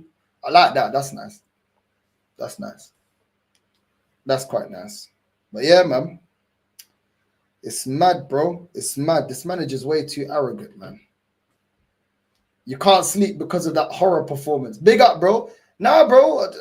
I no longer have a girlfriend telling me she wants cuddles and snuggles. So it's down to working, isn't it? It's down to working, man. The season started. We're working, bro. No more distractions, bro. No more holidays. No more distractions. Nothing. Focus. Do you know what I'm saying? I think the Liverpool game was the only game I didn't do that I missed. Other than that, I'm looking to not miss any other games. You know what I'm saying? So yeah, man, just focus now, man. Just focus now. Do you know what I'm saying?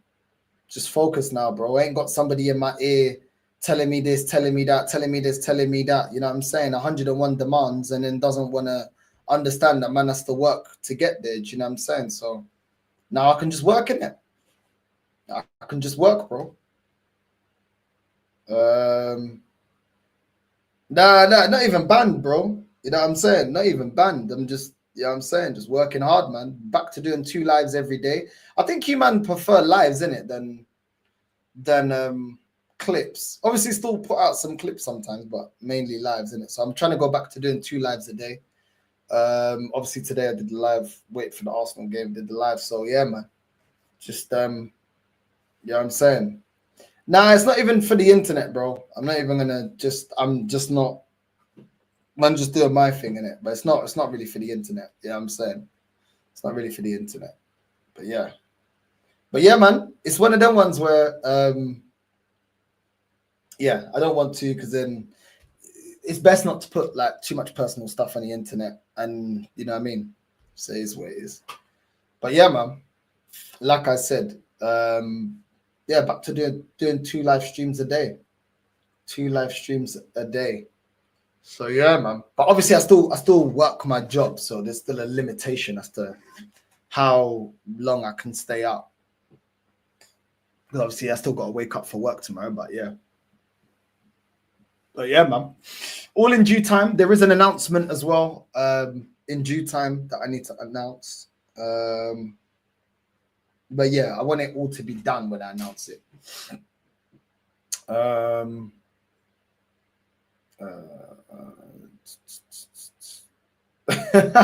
I prefer live for the "We Are the Champions" intro. It always spins me. Yeah, man.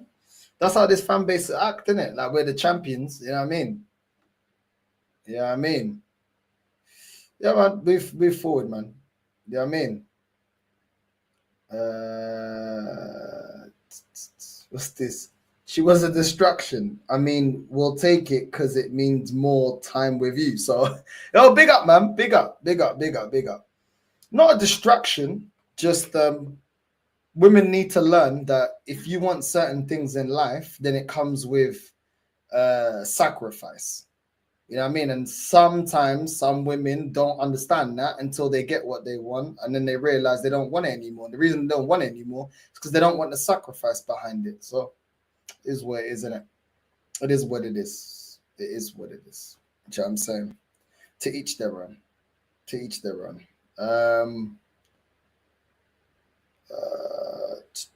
Your manager's a scrub. How can he say that that was a proud title-winning performance? Is he for real?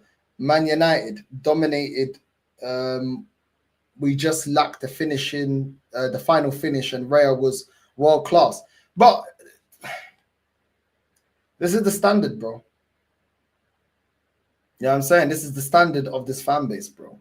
He's only a reflection of what the fan base allowed. You know what I mean? So I'm not surprised. I'm not surprised. I don't get it, man. I don't get how you can be proud of that. I don't know. Let me get a drink, man. Let me get a drink. What's going on, man? Drink, mad first.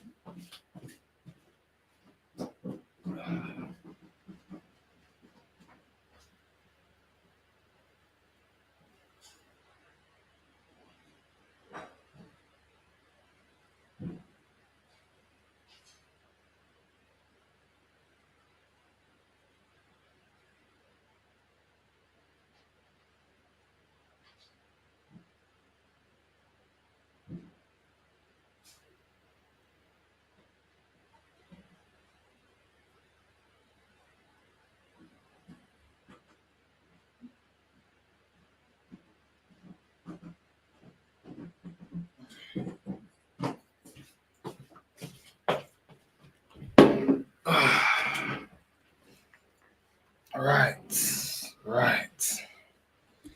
But yeah, man, it is what it is. But yeah, it's crazy. It's like some people will be like inspired or will praise you for like what you do and how dedicated you are to what you do and how you try to be more dedicated. Because I've always felt like I could do more, but I just didn't have the opportunity trying to balance everything in life. You know what I mean? Now I'm just holding myself more accountable. Now that I got all the spare time to get to where I want to get to, then I'm like, cool. You know what I mean? Let me do what I need to do. Let me get to where I need to get to. And Yeah, man. I mean, it's mad. It's mad. Life is mad, bro. I can't even lie. I can't even lie. I think the next girl talk will be crazy. The next girl talk will be crazy because there's a lot to be discussed when it comes to girl talk. You know what I'm saying? Away from football and some girl talk. I can't even remember the last time I did a girl talk on this channel. I actually can't remember. I can't remember the last time I did a girl talk. But the girl talk, just yeah, it's funny, man. It's funny. But now that I'm single, there's a lot more. But the thing is, though, even though now I'm single, it's like compared to like when I was single before, it's like I don't have as much time, and I'm not really interested in chasing women. I'll be real. I'm focused on myself, bro. I'll focus on myself. So yeah, man. But yeah, do you get me? I think the next girl talk on this channel is gonna be jokes. It's gonna be jokes, man. But yeah, man. To all the man them out there, focus on yourself, get your money up, focus on you, focus on what you need to do. Don't put all your time into someone that doesn't appreciate it. That's all I'm gonna say. Because when if that person wants to bounce, that person wants to do their own thing, whatever, you still got what you got going on, innit? You still got what you got going on. So it is what it is. Yeah, I'm saying. Find yourself. Don't get lost within the relationship, and make sure you always got your shit. You know what I'm saying? So just make sure you focus on yourself, man. I can't lie. I'm too busy to be chasing women. I'll be real. The way what I want to do this season and where I want to get to, I'm too busy to be chasing women, to be completely honest. Like I can't be rotating women like I used to. You know what I'm saying? I can't lie to you. I'm not that interested. I'm really not that interested. Not that interested.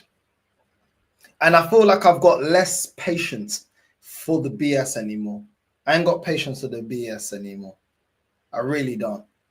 If I see one red flag out. You know what I'm saying? If I was, I'm not even looking in it, but one red flag, I ain't got the patience for it no more. I've not got the patience. Like a red flag, gone. No, I'm just keeping it real. I'm just keeping it real. I ain't trying to cook the women. I'm just keeping it real. I ain't trying to cook the women. But sometimes, do you know what I mean? Do you know what I mean? Sometimes the women be moving crazy. Sometimes, obviously, women will say men are moving crazy. Sometimes the women be moving crazy. You know what I'm saying? That's all I'm saying. But I ain't got no more patience for it anymore. Do you know what I'm saying? I don't feel like, yeah, man. I just don't just ain't got the patience anymore. There's good women out there, man. There's good women out there, but there's a lot of, I mean, there's good women out there. I think comfortability as well. I think sometimes some people get comfortable. If they've been in something for so long, sometimes they get comfortable.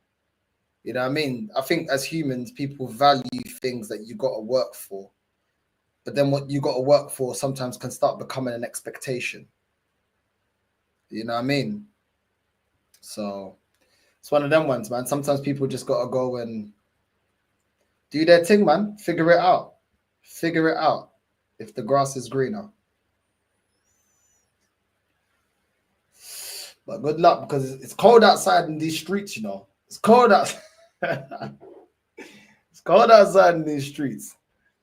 Do you know what it is? It's attachment, bro. It's attachment. I get it, but at the same time, you can only live this life once. You can only live this life once. And I think sometimes it's healthy to always think about death to a degree. I think if you think about death to a degree, you understand that you have to live your life the way you want to live your life, because you can't redo this. Do you know what I'm saying? So death doesn't always have to be a negative, but sometimes it can hold you accountable as to what you're doing. Like if you're not happy, yeah, nobody cares if you waste your time because it's your time to waste if you want to waste it. So I feel like if you do think about one day we're all gonna die, am I living what makes me happy, and why am I not living in a way that makes me happy? Do you know what I mean?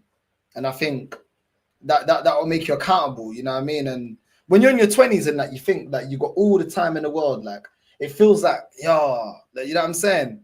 I got bare time. And then when you get to your 30s, you still got bare time. I think people overreact when they're like, oh, I'm in my 30s, I'm old.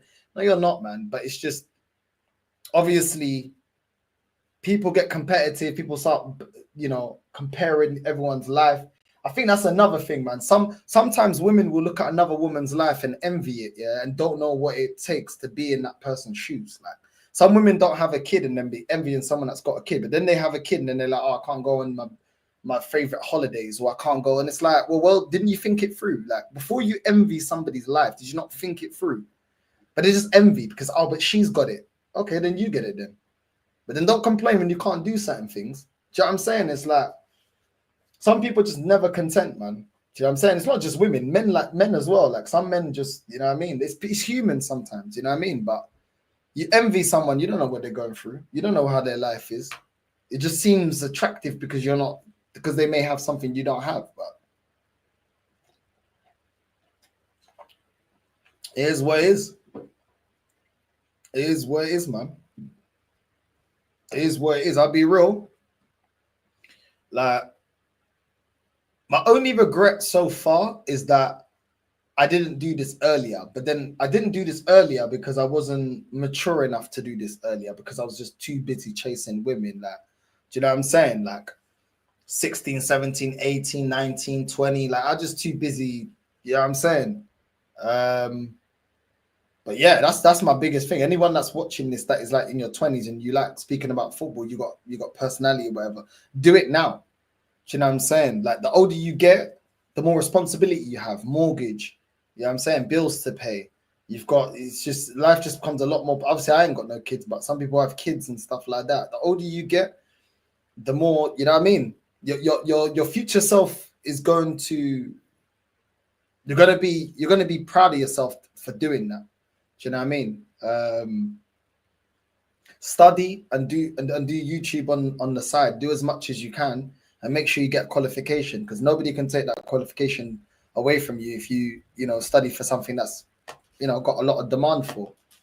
So that's what I would do. That's my only regret. But at the same time, it's like I didn't necessarily grow up in the YouTube era as to what it is now, innit? Like it was still quite a niche thing. So as much as I regret it, it's something that I can live with, and I'm like, okay, going forward, I'll learn from that, and that's really about it. Other than that, I've done most of the things I wanted. Like even within a relationship, I still went on boys' holidays. I still had fun and stuff like that. Like, do you know what I mean? And yeah, man, just always believed in myself. I think self-belief is another thing that is very powerful. When you believe in yourself, like, yeah, I've always believed like no one's better than me. I've always believed that like no one's better than me. Like, do you know what I'm saying? If that person can do it, I can do it. Why can't I do it? How are they better than me? I think self-belief gets you. Yeah, I don't know. It's like a fuel that you run off. That even if people don't believe in you, you believe in yourself, innit? And that's the thing. Like, yeah, man. But other than that, I ain't got any regrets. I think every time I look at my life, I just look at my life and be like, yo, I just don't want to have any regrets in my life. You know what I mean? I know it's impossible to have no regrets, but I want to live my life to the fullest, and that's why I'm taking the next step that I'm taking when I'm ready to announce it. Because I'm just like, do you know what? Yeah. Do you know what? At least I tried. You know what I mean? I think you can live with yourself if you tried, if you actually acted on what you wanted to do. But if you didn't, you'd always look back saying, what if? Do you know what I mean? Like ultimately, on your last day, on your deathbed or whatever it is, you're going to have to look back on your life and say, okay, I'm content with what I did.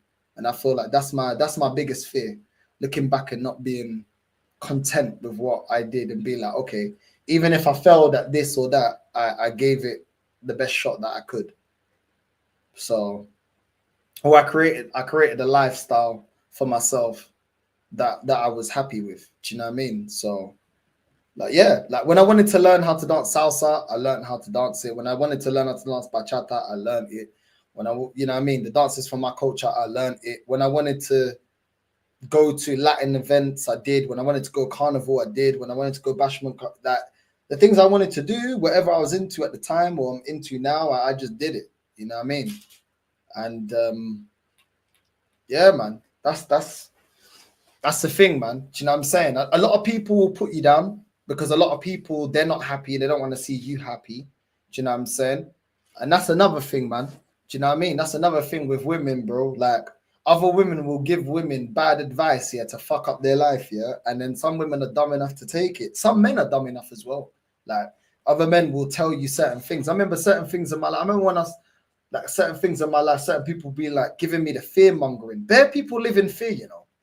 Bare people live in fear. Don't live in fear. So many people live in fear. Oh, it's a safe job. Don't leave this job. I remember how many times I've left the job here. Like, I didn't like the way my man was talking to me. I just dropped the keys. I'm off. We're going through a pandemic. Oh, my days, are you gonna find? I'm like, bro, it's England, bro. I'll find another job. What are you talking about? Oh, no, but it's a good job. It's comfortable. Fear. Don't leave the girl that you're with. Oh, my days of fear. Everything. Bare people run off of fear, you know. Oh, you got a house. Don't sell the house. It's a mortgage. Oh. Fear, bro. People project their fear onto you, bro. A lot of people just safety mode. And then they're like, oh, I'd love to be a millionaire. What do you do outside your comfort zone to change your situation? Nothing. You live in fear. You live comfortable. Do you know what I'm saying? Like I said, some people are happy with certain things. I'm not telling people how to be happy. What I'm saying is, don't live your life in fear, bro. Do you know what I mean? Bare people will project their fear onto you, man. Bare people will project their fear. I'm telling you. Like, obviously I can't speak about it now, but I told my guy, family friend, this guy is like a dad to me. I could tell he's projecting his fear. And that's my guy. But he's projecting his fear onto me. Oh, you can't do this because of this. You can't do that. I don't care, bro. I don't care. I'm living my life the way I want to live my life, bro. Do you know what I'm saying? It's my life. I'm the one that's got to look back and be happy with it. Do you know what I'm saying? I can't fake it. Do you know what I mean? Bare people live in fear, man. Don't leave your current girl. How are you ever going to find another one? Don't leave your house. Do you know what? Yeah, fuck the fear, bro. Fuck the fear. Do you know what I'm saying? If I lose everything, what have I got? I got my hard work. I got my discipline. I've got my qualifications, and I've got my intuition to make sure that I can always get myself out of a situation. That's all I need. Why am I fearing everything? I was somebody before the yard. I was someone before this relationship. I was someone before all of it. So why do these things define me? Do you get me? But people just, it's hard, isn't it? Because when you got your emotion into something, it's hard, isn't it? But at the end of the day, yeah, do you know what? Yeah, fuck it, bruv. Do you know what I'm saying? Fuck it. Do you know what I mean? I don't worship money anyway. So some people worship money. Some people get older, they start worshiping money. Trust me, they love it. They love money. It's all tracking the money and this and that. And this is mine and all this type of, I've seen it, bro. The older you get, the more you see the uglier side of people, man. It's all about money. It's all about this, all about that. You know what I mean? Every little penny, holding on to every little penny. I don't live like that. I don't worship money. Do you know what I mean? I don't worship things. Like, I don't need a lot of things in my life. So, trust me, man. Think about the way your fears, and if it's not been programmed into you to live in fear, it's been programmed into you to live in fear. Don't date someone from another culture. They got a different style of lifestyle. You're going to lose your culture. Fear. Don't leave your job for a job that's insecure, that's not secure. Like, fear. Don't leave your woman. Fear. Don't leave your job. Fear. Everything fear, bro. Fear. Everyone's scared, bro.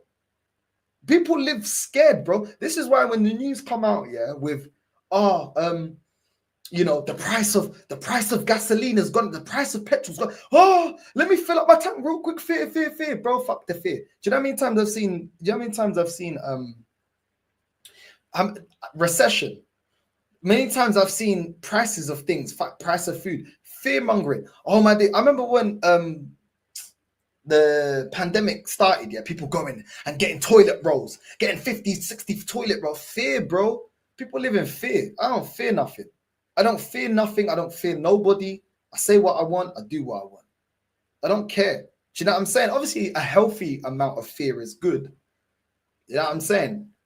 Now, big up Static, man. Big up, bro. A healthy amount of fear is good, of course. You're not going to be stupid. Of course, you need to pay your bills. Of course, you need to make sure you, do you know what I mean? Of course, you got to do what you got to do, bro. But yeah, man. It is what it is, bro. It is what it is. You know what I mean? Nah, big up, bro. Yeah, man. Bare people told me bare shit when I started my channel. Do you know what I'm saying? Those are the same people now telling me I'm doing a good job because I didn't care about their opinion. And that's just one thing out of many, bro. Do you know what I'm saying? People's opinion it's a way, I don't know. I just feel like it's you train yourself to a point where you just don't care. Do you know what I mean? Don't care because you realize people talk, don't change your. So what? They keep talking, chatty patty. Well, who cares? Do you know what I'm saying? I remember like my mum's like my ex saying, "Yo, people gave me the evil eye." I said, "The evil eye? Oh yeah, it means I'm gonna have, I can't show this or I can't do this because I need the evil eye or people are gonna bring me bad energy." Fear, bro. Fear. And she thinking that people talking shit. I'm like, yo, people talk shit about me and people like Lee and whatever for all time. Our thing's still, you know what I'm saying? Our channel's still growing. We're still, do you know what I'm saying? Doing what we got to do. Like, you're giving negativity too much power. Some people give negativity too much power. Too much power. Are people giving me, I need the evil eye because people are giving me the evil look. Bro, I've had people chat shit about me my whole life. It hasn't stopped me from doing nothing that I wanted to do, bro. Do you know what I mean? Nothing.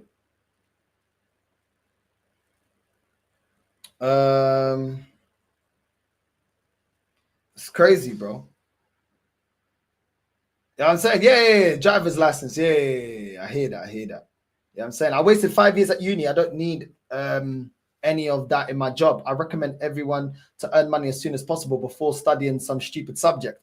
My richest friend, well, one of them went uni. The second one didn't go uni. My two richest friends, one of them went uni, one of them didn't. And the guy that actually went uni, like you, the thing he's making the most money from, he didn't actually go uni for. So you're right. I'm not saying uni's bad, but it's not really it's really the demand in the field that you have. Yeah, you know what I mean, it's what you study, what you go into. You know what I'm saying? But yeah, man.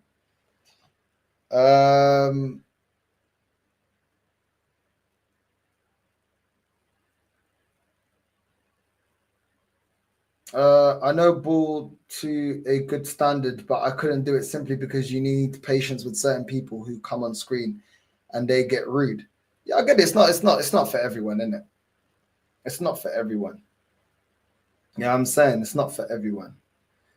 My only regret is trusting too much. Now I don't F with anyone, done too much for people and no gratitude. Yeah, you learn to. You gotta learn to pick and choose when you bring people your nice side or bring them close, innit? You learn that with time, bro. You know what I'm saying? It's just life, innit? It's just life. Yeah, everyone has issues, man. Everyone has issues. You know what I mean? On this channel, I always talk about, my issues as much as I can without exposing everything. Sometimes I talk about people that don't want their thing to be, online, even though you guys don't know their face or their name, they just don't want it to be spoken about. So I have to respect that. But yeah, man, a wise man once said, "Love yours." He also had a song called False Prophets. You know what I'm saying? And there's a lot of them representing this club.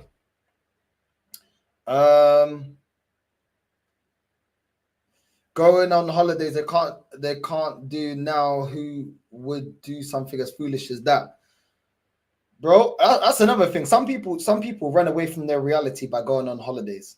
instead of creating a lifestyle where they're not running onto a holiday, they wake up to a holiday. Do you know what I'm saying? They run away by going on holiday. Like I've seen that been happening as well. People using holidays to escape reality to then come back to the same situation, moaning and groaning, but they've not changed anything. And they don't want to take anything away from their life because they're in this cycle of selfishness that they don't want to take away. Bro, it's crazy. You got like the older you get, the more you start seeing certain behaviors, and you're just like, yeah. Good luck. Because listen, everyone needs a holiday to disconnect, but you shouldn't be looking for a holiday all the time to like escape your problems. Because you're not it's an escape. It's a temporary escape. You're gonna go there, you're gonna have a good time, you're gonna come back to the same shit. You need to figure out like a long-term strategy to get yourself out of the constant need of I need to disconnect and I'm you know what I mean? And some people they want to run away. They want to run away, bro. To be real with you. They want to run away. And I get it to a degree. I think there was a time in my life where I'd use women to run away. Do you know what I'm saying? Like I'd just distract myself with women. And I was just running away from my problems. You know what I mean? But people use different things. You know what I'm saying? Some people get on the spice. I've never done that. Some people run on holidays and stuff like that. But either way, you're running away, innit?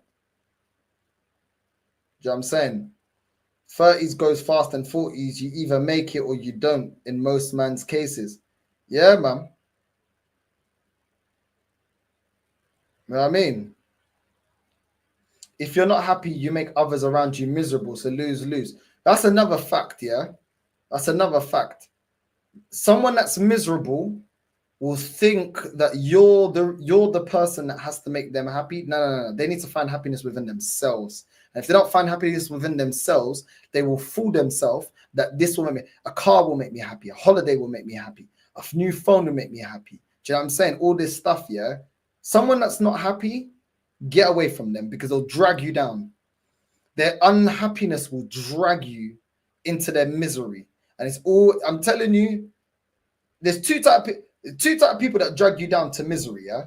Somebody that doesn't deal with their shit and then you're supposed to deal with their shit, they will drag you down. And somebody that always wants to play the victim.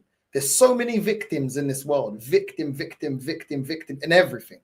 Obviously, there's certain things that you get done wrong in life, innit? It's normal, innit? But some people want to play victim to everything. And the thing is, they're subtle with it. I'm telling you, man, just focus on your life, man. Some people want to play victim to every story just to look good in front of people. Victim. Bro, let them people out your life, man. Them type of people there, there ain't nothing you're saying to those type of people. They've identified their life with I'm the victim. Like in every situation I've been in, I haven't always been the victim. Sometimes I've been the person that's been wrong. I'll be real. I've been the person that's been wrong. But when someone's always the victim, how can you always be the victim? I'm telling you, man, some people live on victim mode, bro. They love it. They inject it in their life. I'm the victim. All the time. I'm the victim. No matter what. I'm the victim. Bro, them victim people, oh, bro, they're the worst, bro. They're the worst. That type of attitude is the worst, bro. I'm happy on my own, mate. I've got bigger things to worry about. I value my family more. And she's got cancer, so she's my number one priority too. Listen, apologies. I don't know who, someone in your family, I think, but yeah, man, big up, man. Listen, wish all the best, man. You know what I mean? That's sad, man. Big up to you and your family, man. You know what I'm saying? Big up to you and your family, man. But yeah, man, there's a lot of people that love a victim mentality, bro. They love it. And they absolutely hate when you see through their victimness. They get defensive. They don't like it. Then you're argumentative. No. I can see that you're always the victim of every story. Do you know what I'm saying? Come on. You're not always the victim, man. Do you know what I'm saying? A lot of people live like they love it, bro. They love it. They just vape that victimhood. They just vape it up, bro. Do you know what I'm saying? Straight into their lungs, straight hit. You know what I mean? Happiness is just a state of being, not a place. It's why people who are unhappy will always be that way, because they think happiness is the goal. Yeah, they attach it to different things. You know what I'm saying? Having children, earning a certain amount of money. Of course, there's certain levels of happiness that children will bring you or money will bring you, but there's a certain level of self happiness that you need to establish within yourself and stop looking at externally. Do you know what I'm saying? Some people don't get that. They don't get it. You know what I'm saying? They don't get it. Always like envy, another one, man. Some people always fucking looking at what everybody else has got, bro. I swear down, that's the biggest killer of joy. Biggest killer of joy, man.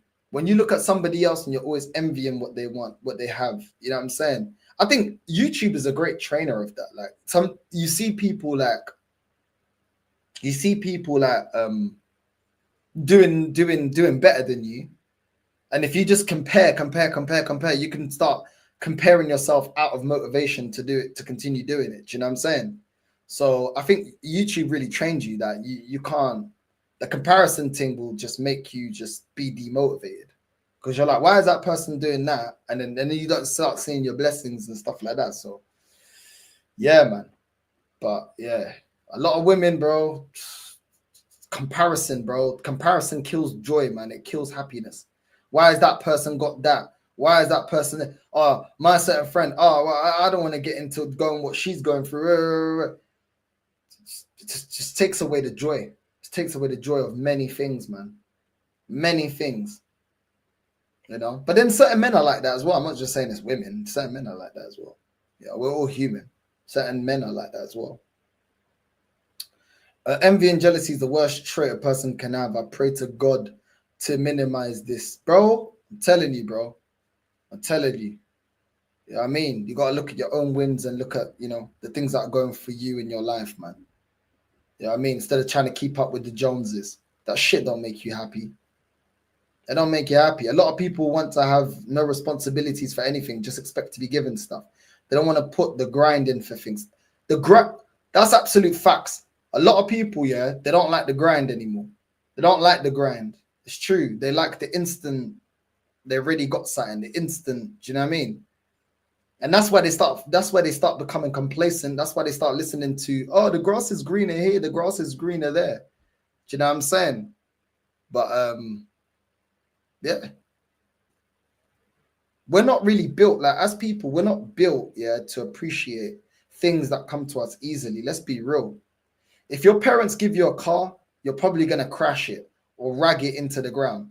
If you buy that car that you had to save up, and it's a car you really want to, you save up and you get the exact same car that somebody else was given, you appreciate that shit, bro. You're like, yo, when the friends get in, you're like, yo, you man, yo, no McDonald's in the car, bro. No drinks in the car. Do you get me? You appreciate it because you worked for it.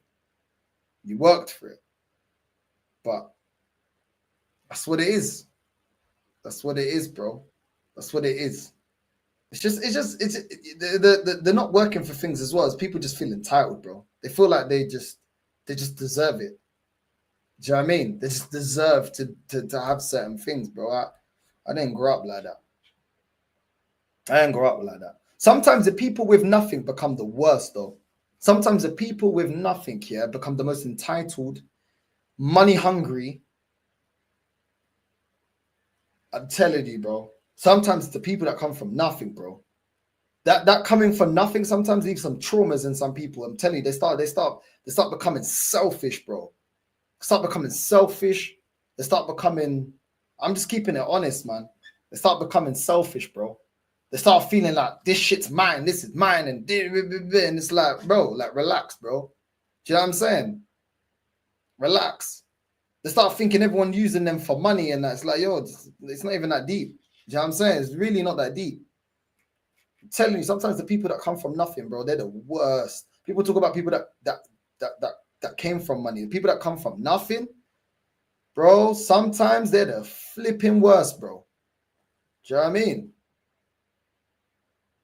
I don't think there's anything wrong with wanting things. Just work for it. Do you know what I'm saying? Just work for it. Don't just expect it to be handed to you. Just work for it. And you'll get it. You'll get it. if you work for it. Grind builds the character, but also teaches you appreciation, but also teaches you discipline. Grind teaches you value of things because the time you put in to get it, you value that time. Yeah, man. You know what I mean? Certain men that come from nothing don't know how to handle it. I think that's the issue. Yeah, I think, you know, some people, it's multiple things, bro. Some people, you know, they come from nothing. They may have got bullied. You know, they may have felt embarrassed growing up because they didn't have certain things. You know, kids can be cruel. And then when they get older, it's like they're holding on to that because they never want to feel that again, which I get it. But it's like, you look at their situations, like it's not nowhere near that deep. Like, you'll never be in that situation again, but they can't let go of that feeling. I don't want to be laughed about. I can't, you know, I don't want people to, do you know what I'm saying, laugh at me or what they're going to think about me. They became hypersensitive to what people think because they came from nothing, or they had things that they were, you know, clowned or weren't popular, and then it affected their self-esteem. Bro, it runs deep, bro. It runs deep. And being with someone, I'm telling you, bro. I'm telling you. It's crazy, bro. It's crazy. It's crazy. Yeah, man. A lot of these things is behind a lot of shit. It's crazy, man. Do you believe in evil eye? No, I don't believe in the evil eye. I don't believe in the evil eye.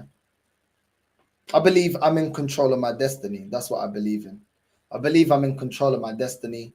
I believe that I'm going to get to everything I said I'm going to get to. And I believe I'm going to be able to live a life that very few, if any, in my family have ever been able to achieve. Do you know what I'm saying? That's what I believe in. I think I have total confidence in myself, and I believe in myself. I don't need anyone else to believe in me. I believe in myself. That's how I feel. And I feel like I've always had to be like that, because I always had to run off of my own fuel, my own energy, my own belief. And yeah, I think, very early on in my life, I think I was like in year 3. I think year 3. I just told myself, like, this is the way I want to live my life. I was young and I just said, nah.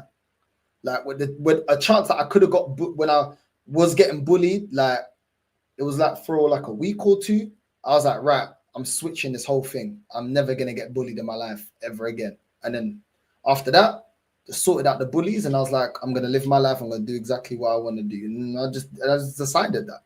I was young, man. I was like, I had to make that kind of, I don't know why, because I think the way it was in that area, I had to just decide, like, I'm either going to let myself be bullied or not. And I think from then I just had this thing in my head that I'm just going to do what I want to do.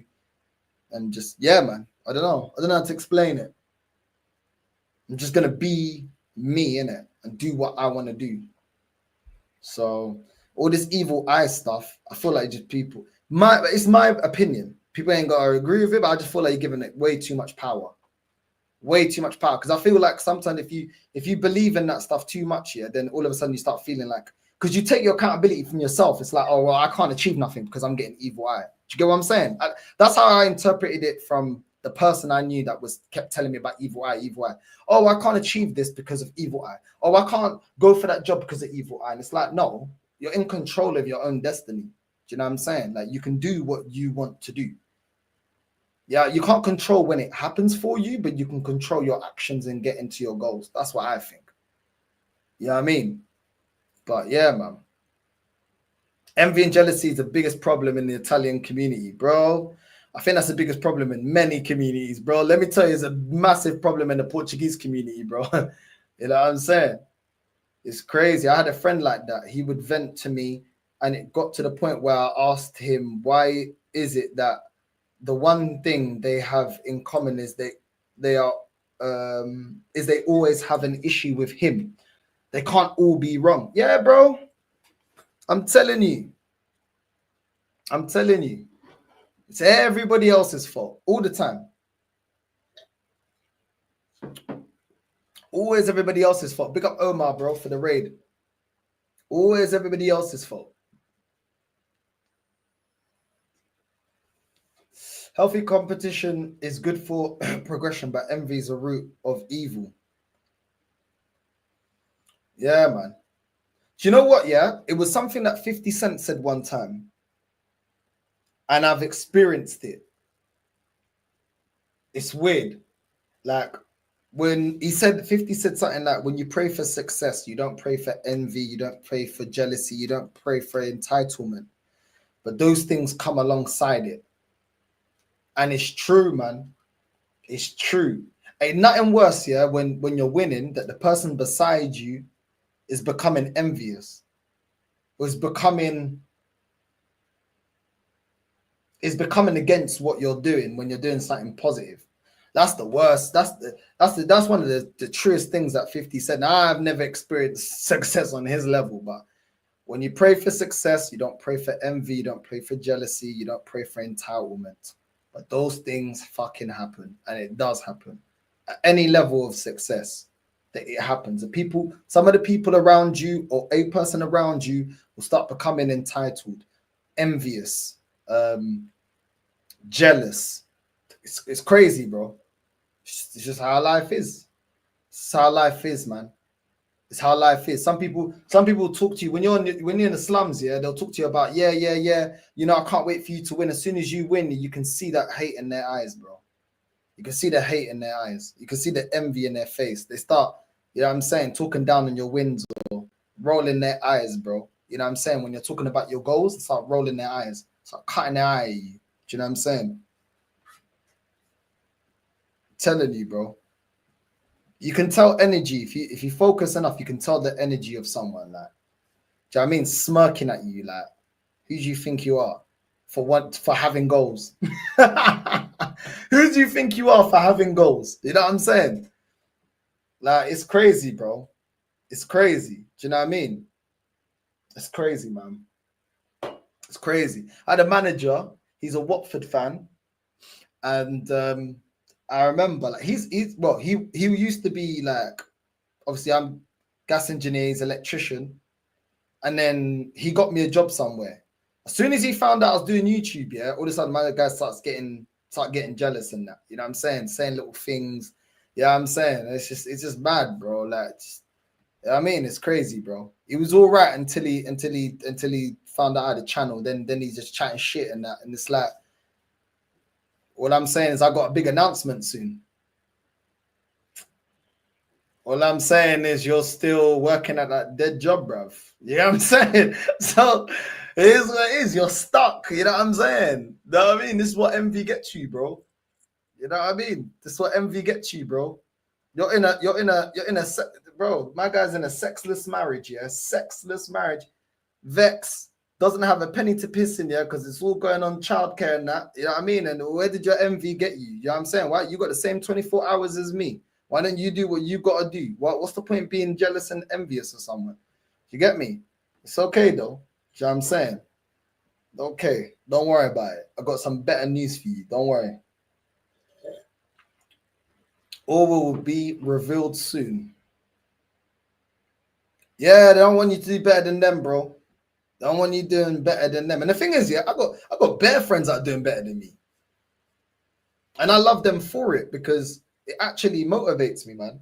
It motivates me to see how well they're doing. I mean, I don't know, man. I'm not an envious person. I'm not an envious person. Do you know what I'm saying? I'm not an envious person. And I'm not really a materialistic person. I just want to be comfortable. You know what I mean? It's crazy. It's crazy, bro. I'm telling you, bro. Big up Oba, man. Big up for the raid, bro. Big up, my G. We're gonna wrap up in a bit. Hey, big up Sunshine as well. I see you, Sunshine. We'll talk. We need to get you on the channel tomorrow. Make sure you're liking and subscribing to Sunshine. Make sure you're liking and subscribing to Omar. You know what I mean? People living life, success, and happiness that's defined by other standards don't ever actually think about what that actually means to themselves. Yeah, man. Yeah, man. You get me? People just need to live for themselves, man. Do you know what I mean? The people need to just live for themselves. Nah, big up, bro. Big up. Big up. I told my little sister from young, I told her, listen, mum's going to project certain things onto you that she's learned from her life. It is what it is. It's just normal. You got to live your life for yourself, man. You got to live your life for yourself. You got to do your decisions, but whatever decisions you do, you can't blame anyone. You know what I mean? You got to own your decisions for good and for bad, innit? And she's done well in her life. She's gone for what she wanted to go for. Very proud of her. So, yeah, man. Just got to do what you got to do, man. Big up, man.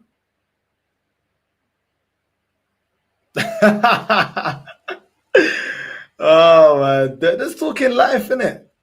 Sometimes, you know, Arsenal just jarring, innit? Just talking life a little bit. Talking life. But yeah, like I said, you can unlearn to not be scared in life. You can unlearn it. You know what I mean? But we have all been taught to be fearful of the unknown, of to take chances, of to go after your passion, of to not go after, to play it safe. We've all been programmed to different levels. We've all been programmed to be safe. And I'm telling you right now, the older you get, you want to chase your dreams. If you're in a job you're not happy about and all that type of stuff, start investing in yourself, whatever it is, stocks or whatever. I'm not telling you what to do, but ain't nothing worse, yeah, than looking at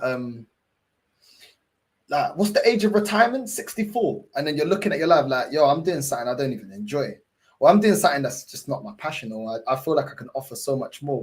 I feel like this is wasting me away, bro. Do you know what I mean? Ain't nothing worse, man. Ain't nothing worse. So build a life that's fulfilling, man.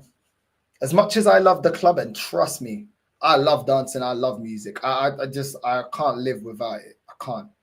As much as all that, yeah, that shit starts becoming very repetitive at times. Sometimes you need a disconnected to, do you know what I mean? So, you know what I mean? You do so many years, like 15, 16, 17 years of partying, you get to a point where you're like, bro, I need something else that actually stimulates my mind, bro.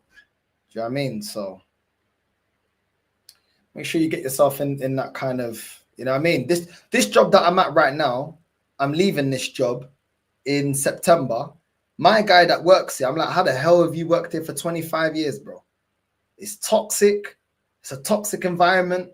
People are bitchy, two-faced, making up lies, getting in people's business. It's backstabby. It's like Game of Thrones, bro, but at work. It's like Game of Thrones at work. And I said, how the hell did you do 25 years? He's like, oh, well, I got kids, I got a mortgage. I'm like, bro. He's like, yeah, but it's a stable job, though. And I'm like, it's a stable job of toxicity, bro. Like, why did you? I know. I'm like, 25 years, and that could never be me. That can never be me, bro. All because of security, latching onto security. It's like, nah, man. Finding security in toxicity is sad. It's actually sad. I get it. I respect it for what he's done for his family. I respect it. But at the same time, you got to go for, you could have moved on. 25 years. 25 years in some miserable job. I'm telling you right now, yeah, before you get yourself in any of those situations, make sure you get your life in order. This is why I don't have a kid. Because by the time I could have thought about having a kid, I'm like, I kind of want to do something else. And I can't do that while having a kid. You know, if you already have a kid, you already have a kid. I mean, your kid is, you know, it's a blessing. It is what it is, isn't it? Obviously, it's just a bit harder because you've got children and stuff like that. I get it. But at the same time, even though like I got a mortgage to pay, if I'm not happy, I'm moving. I'm going somewhere else. I'm changing my job. I'm not sticking around in something that I'm not happy in. Do you know what I'm saying? I already given in my notice. I'm gone. September, I'm gone. You ain't seeing me again. I'm gone. I'm not putting up with that. Do you know what I mean? They can't even sack me. I just said, nah, I'm done with this bitchiness. Like I ain't got time for it, bro. Do you know what I mean? It is what it is, man. You got to look at those people, yeah? You got to look at those people, yeah, and be like, that can't be me, bruv. That can't be me. To be fair, he's kept his hairline, to be fair. I can't lie. His hairline's still quite sharp. I can't lie. But I ain't staying in some bullshit for 25 years, bro. That stuff eats at your soul, bro. You can see when they're doing all that toxic backstabbing, you can see he ain't got no energy, bro. He looks defeated. He looks knackered, bruv. You know what I'm saying? My guy's looking like Roy Hodgson every day. I'm not looking like Roy Hodgson. How am I looking like Roy Hodgson, bro? Nah, that can't be me, bro. I'm telling you, a toxic work environment where you're not happy, that shit grinds you down. Grinds you down, bro. Ain't nothing gonna age you faster than a toxic work environment, bro. Oh, it's like every minute drags. Nah, man, not for me. Not for me. Peace and quiet for me these days. I've had my time raving, partying in younger days. I'm 40 now. And a laugh and giggle and quality time are the things I love and appreciate in life. Nah, I hear it, man. I hear it. I hear it. You know what I'm saying? Yeah, you need to balance it out. Don't let you just need, you're not gonna ever find a perfect job. Well, some people are very lucky to find a perfect job, but just get somewhere where you actually get treated with some respect, bro. Do you know what I'm saying? See what I mean? Because otherwise, you know what I mean? Good for you for getting out of there, though. Now, big up Sunshine, man. Big up Sunshine. You already know, man. You already know. Can't be me, bro. Can't be me. I already got Arsenal aging me. You think I can have a job that's aging me as well? I've already got a couple of grey hairs that you can't even see it, really. Got some grey hairs there, bro. Like my mom's twisting my hair. She's twisting the grey hairs. It's looking crazy right now. I can't be having a job that just, come on, bro. Hey, big up Bayesian Reds TV, man. I've seen you on what's his name? Sarcasm City. Big up, man. Big up, man. Big up all the Caribbeans. You know what I mean? You want to play Champions League? You know what I'm saying? Big up North. That's exactly what a big brother should do. What's that?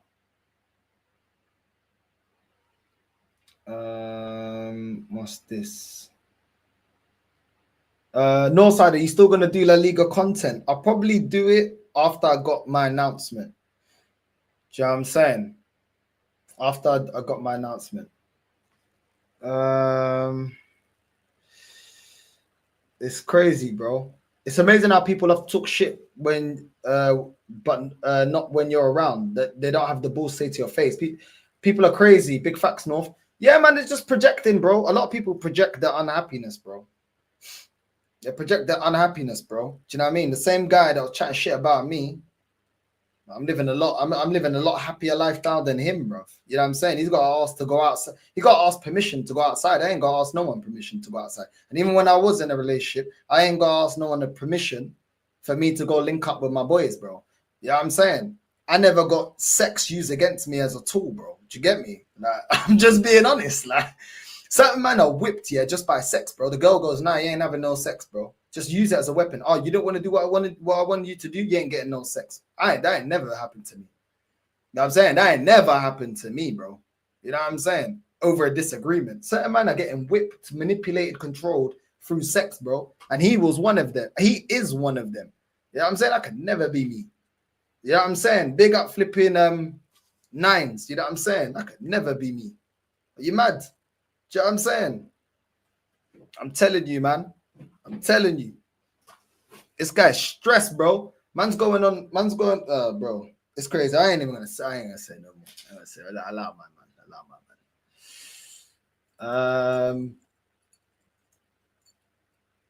man. What's this, man? Northside talking at new generation mindset, changing jobs every few years. I hear it, but us older heads look at life completely different. Job security equals happily home life. Happy home life equals bliss. Do you know what it is? Yeah, different times require for different measures. There's too many girls out here that there's not enough women out here in terms of the amount of men. There's very few women out here that are worth that kind of investment in. And women could say the same thing about men. So I'm not saying it's a one-sided thing. Of course, I talk about women because obviously I'm a man into women. Obviously, I know. Do you get what I'm saying? But I'm not saying that. I think both sexes this generation, yeah, are looking at each other and saying it's too hard to find someone to live that kind of thing. So they're like, yo, well, I'm not. Do you get me? Like, I feel like what I'm trying to say is, yeah, there's various reasons why this generation's thinking different. First of all, a woman trying to find a man, there's a lot of men that are just waste man. You know what I'm saying? Just like there's a lot of women that are waste of time leeches. So both sides of the coin are looking at the other sex thinking there's not much quality out there. Do you get what I'm saying? Then they're also thinking, okay, some of us, our parents, went after the dream and still ain't happy. Like they got the mortgage, but they work in a job that they absolutely despise, and they absolutely can't wait to get to retirement age because they hate what they do. Or they're doing a job that as they get older and their body gets older, their body can't keep up with the physicality of their job. Or they're realizing over here in England, you have to earn a stupid amount of money to be able to even get a property. And the cost of living, in comparison, a lot of people are just, making ends meet. So then to even get on the property ladder, they're like, yo, that's a luxury. Like there's loads of things that for some people just luxury. So I feel like this new generation I look at is like, I want a work-life balance. Like, why am I going to go for a mortgage if mortgages aren't affordable? Why am I going to get a mortgage and then work a job I absolutely hate just to have the house that I like that probably doesn't even have everything that I want because the prices are crazy? What's the point in me investing in someone when so many people out here nowadays are not dedicated? What's the point me being with a woman these days when there's a lot of women with unrealistic expectations? Do you know what I'm saying? Unrealistic expectations, or have really high expectations and expect there to be no sacrifice to get to where they want to get to. They want it now. They got this now mentality. I want it now. I want a baby now. I want to have $6,000 a month now. I want to go on a big holiday now. I want to do a house extension now. Everything now. Do you know what I'm saying? So it's like the newer generation looking at it like, bro, I can just date women, like sleep with women, and not have any ties to them, because why is it worth it? Do you get what I'm saying? They're looking at like, yo, if I'm able to if I can work online, I can go to Thailand or Philippines or Colombia, or whatever the case may be, and the money that I'm making, I can live an extra comfortable life. I can have someone cleaning my yard. I can pay my rent easy. You know what I'm saying? Everything easy. So why am I doing all of this sacrifice to live in an overpriced house with a woman that is over demanding? And when I talk about over demanding, it's just wanting everything now is what I'm talking about. Being ambitious and wanting things and having goals, nothing wrong with that. But wanting everything now, as if it's entitled to you, that is entitlement. Why would this generation look and say, okay, I want to stay in England when, the price of everything is expensive here. The more you hustle, the more you're taxed. What is the benefit? I think that's why we've seen the pros and cons. Some people are lucky. Some people are able to get, whether they're religious or stuff like that, that kind of keeps things a little bit more to the old ways. But yeah, it's just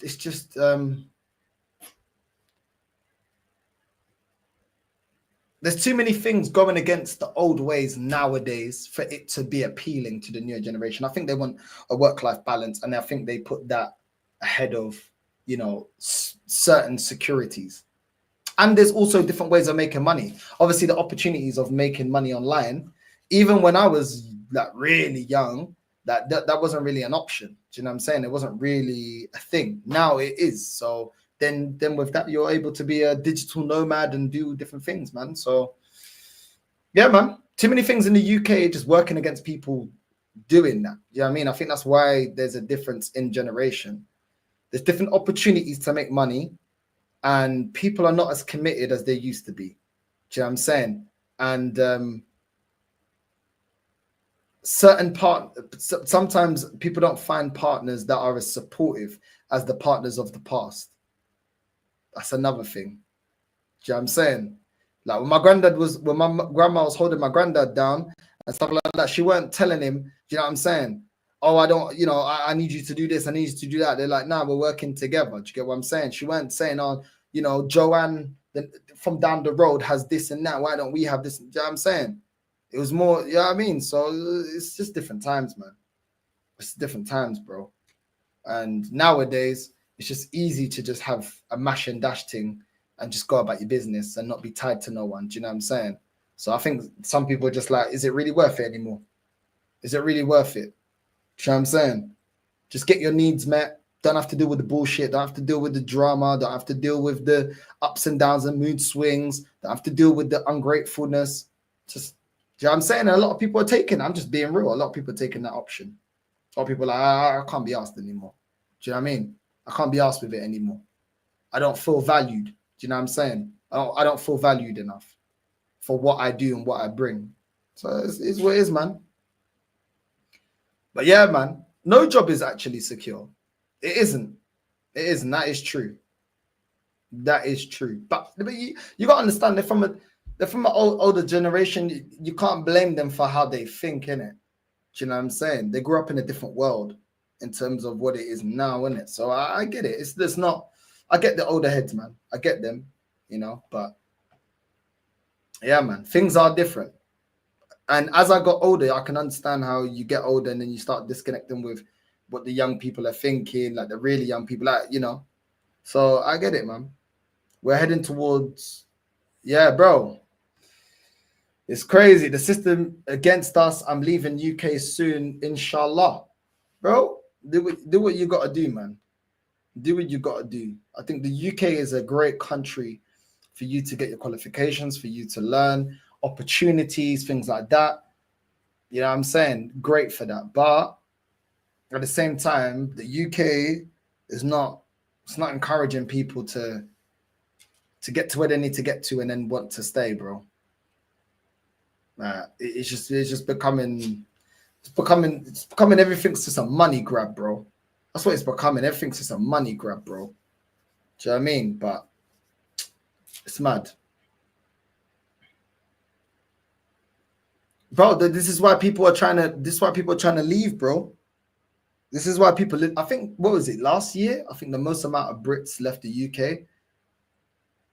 Do you know what I mean? I don't know how some people afford like everything they're doing, like in terms of following the clubs, bro. Like in the UK. It's just mad expensive, bro. Season tickets and merchandise and traveling and hotels, and then following the club for like international games, and the plane tickets going up sky high and the flipping hotels going sky high. Bro, I don't know how they do it, bro. I don't know how you justify that if you have a full family, bro. I don't know how you justify that unless you're earning mad peas. Yo, Northside, I went to Portugal last year with the missus and stayed in Old Town Albufeira. Loved it. Would go back. Big up, bro. I think I've been at Albufeira one time. It was nice. Most of the time, I'm just in Lisbon. I'll be real. But yeah, man, happy that you enjoyed it, man. Happy that you enjoyed it. Big facts. A lot of girls trying to be hyped up mistresses. So why should guys deal with that? And vice versa, because a lot of dudes act stupid. Too many people think they're entitled. Do you know what? As well, too many people, yeah. Too many women in good situations listening to friends that can never get in a relationship. Can't even hold one down. Can't even get commitment. And they're listening to that bullshit. Do you know what I'm saying? That friend ain't listening. That friend ain't there for you, bro. She can't wait for you to F it up. Do you know what I'm saying? She can't wait for you to F it up. Misery loves company. Do you know what I'm saying? So there's a lot of bad advice going out there as well, man. A lot of bad advice. A lot of people, you know what I mean? They got an opinion. They got this, they got that, yeah? You know what I'm saying? Never been in a relationship. I've seen this, bro. Women that never been in a relationship telling someone about their relationship because they see one thing they don't like when they can't even hold down a relationship for themselves. Do you know what I'm saying? It's crazy, bro.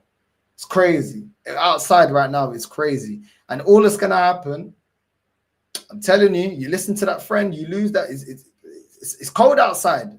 It's cold outside. It's cold outside. You know what I mean? You know what I mean? It is what it is, bro. It is what it is. Nothing comes for free. Some women want everything like that. I'll be real. They want everything like that. You get the man that has everything. Trust me, you're just an option. You're not the option. You're an option. You know what I'm saying? And you're more than likely going to be treated like an option. You know what I mean? Because you didn't build shit with that person. So that person feels like they're the prize. I'm telling you, it's cold out in the streets, though. Do what you want to do. Don't be complaining at 40 or at 50. Do you know what I'm saying? Nothing in life comes for free, bro. Nothing in life comes for free. Do you know what I'm saying? Nothing in life comes for free. Some of these women are going to learn real quick. You know what I'm saying? Going to learn real quick. You know, but it is what it is. Nothing comes for free. Nothing comes for free. There is no longer any true benefit in being married unless you want to lose half of everything half of everything eventually. I'm never getting married. I'm never getting married. The biggest losses in the world have been through divorce. Yeah, I'm saying for a man, I'm not getting married. Why do I need to marry you for? I'm not getting married. I could still be committed to you without getting married. My grandparents got married when they were like in their 70s. Maybe I can do that. You know what I'm saying? I'll do it in my 70s, bro. Do you know what I'm saying? Or something. Because it's just like, well, do you know what I mean? I'm towards the end of my life. So, do you know what I mean? Where are you going? You know what I'm saying? I don't think you're going to be 75, 80 on Tinder or something. Do you know what I mean? So, it's one of them ones, bro. I don't want to get married, but when I be around religious people, sometimes they be like, yo, when they used to be to me like, when you guys getting married? When you guys getting married? I said, buying a yard was the biggest commitment I made anyway. So why do I need to get married to show commitment? I ain't gonna get married to show commitment. I've already showed commitment buying a yard with that person. Do you know what I mean? That's big enough commitment. Why do I need to? Do you get me? Why do I need to get married for? Do you know what I'm saying? But I ain't never doing that shit again. You know what I'm saying? I ain't buying a yard with nobody again. I'm not doing that. Do you know what I mean? But that's just my opinion. I'm just not doing that. Yeah, I'm saying I got my thing, they got their thing, whatever. Like, we don't mix nothing. Do you know what I mean? I do my thing, you do your thing. But yeah, I ain't getting married. So I completely get it. Nowadays, there's definitely a bigger emphasis on mentality, work-life balance. So whereas back in the day, people's mentality wasn't cared for or appreciated. Yeah, man. I think with that awareness, it's good though. It's good. Do you know what I'm saying? It's good because everyone's human, man. Everyone's human. Have multiple streams of income, side hustle for the win, bruv. Big up, bro. Only guaranteed jobs are tax accountants and funeral directors, bro. Yeah, man. It's crazy. UK had it good for about 5 years in the 2010s. It's been brazy since. The UK has a serious problem with rise of property compared to rise of wages. London is now a city for the top 5% earners only. It's ridiculous, bro. Factually, that's another issue. A lot of people have unnecessary expenses. Yeah, some people just make their life stupidly expensive for no reason. Buying cars they can't afford to impress girls. Fuck impressing girls, man. Just get your money up, bro. That's the best thing. Get your money up. It will attract the girls anyway. See what I'm saying? It comes with it. The money comes with it.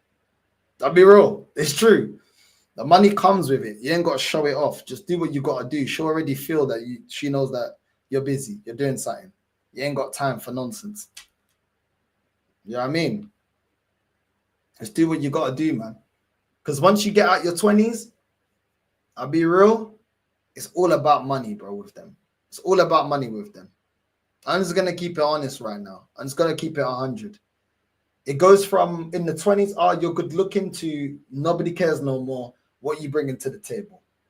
I've got demands. Are you providing? That's it.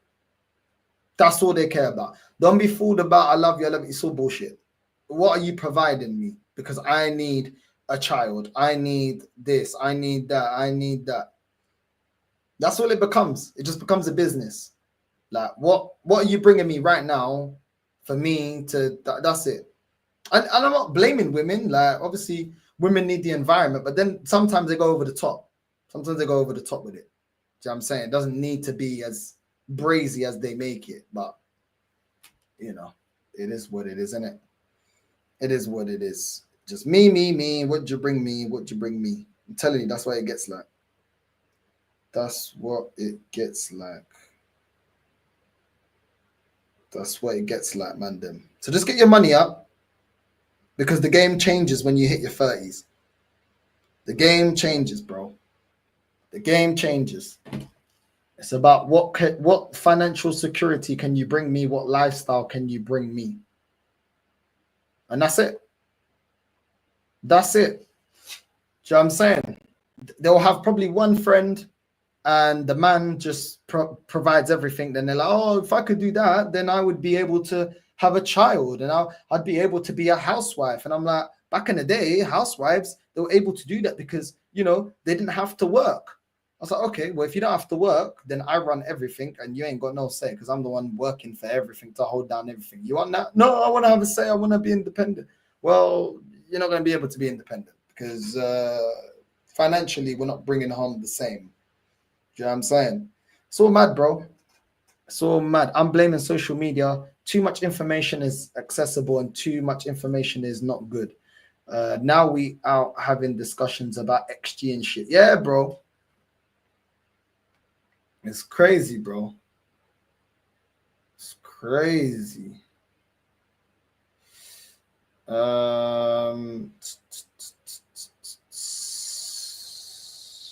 that? See what I'm saying? It's crazy, bro. It's crazy. But yeah, man, big up to everyone that's locked in. We're gonna redirect. Big up to everyone that's locked in. You know, just a random live chat. You know what I mean? Random live chat. Yeah, man. Big up to all of you, man, bro. I swear that every single time things is going on with my life, you lot always help me be distracted, man. Do you know what I'm saying? So big up to all of you lot, man. And big up, man. We're almost reaching 19K. We're on the road to 20K. So big up to all of you, man, bro. You know what I mean? Big up, man. Big up. We're redirecting to Lee. Northside raid in the way. Northside raid, and we're out, man. Love.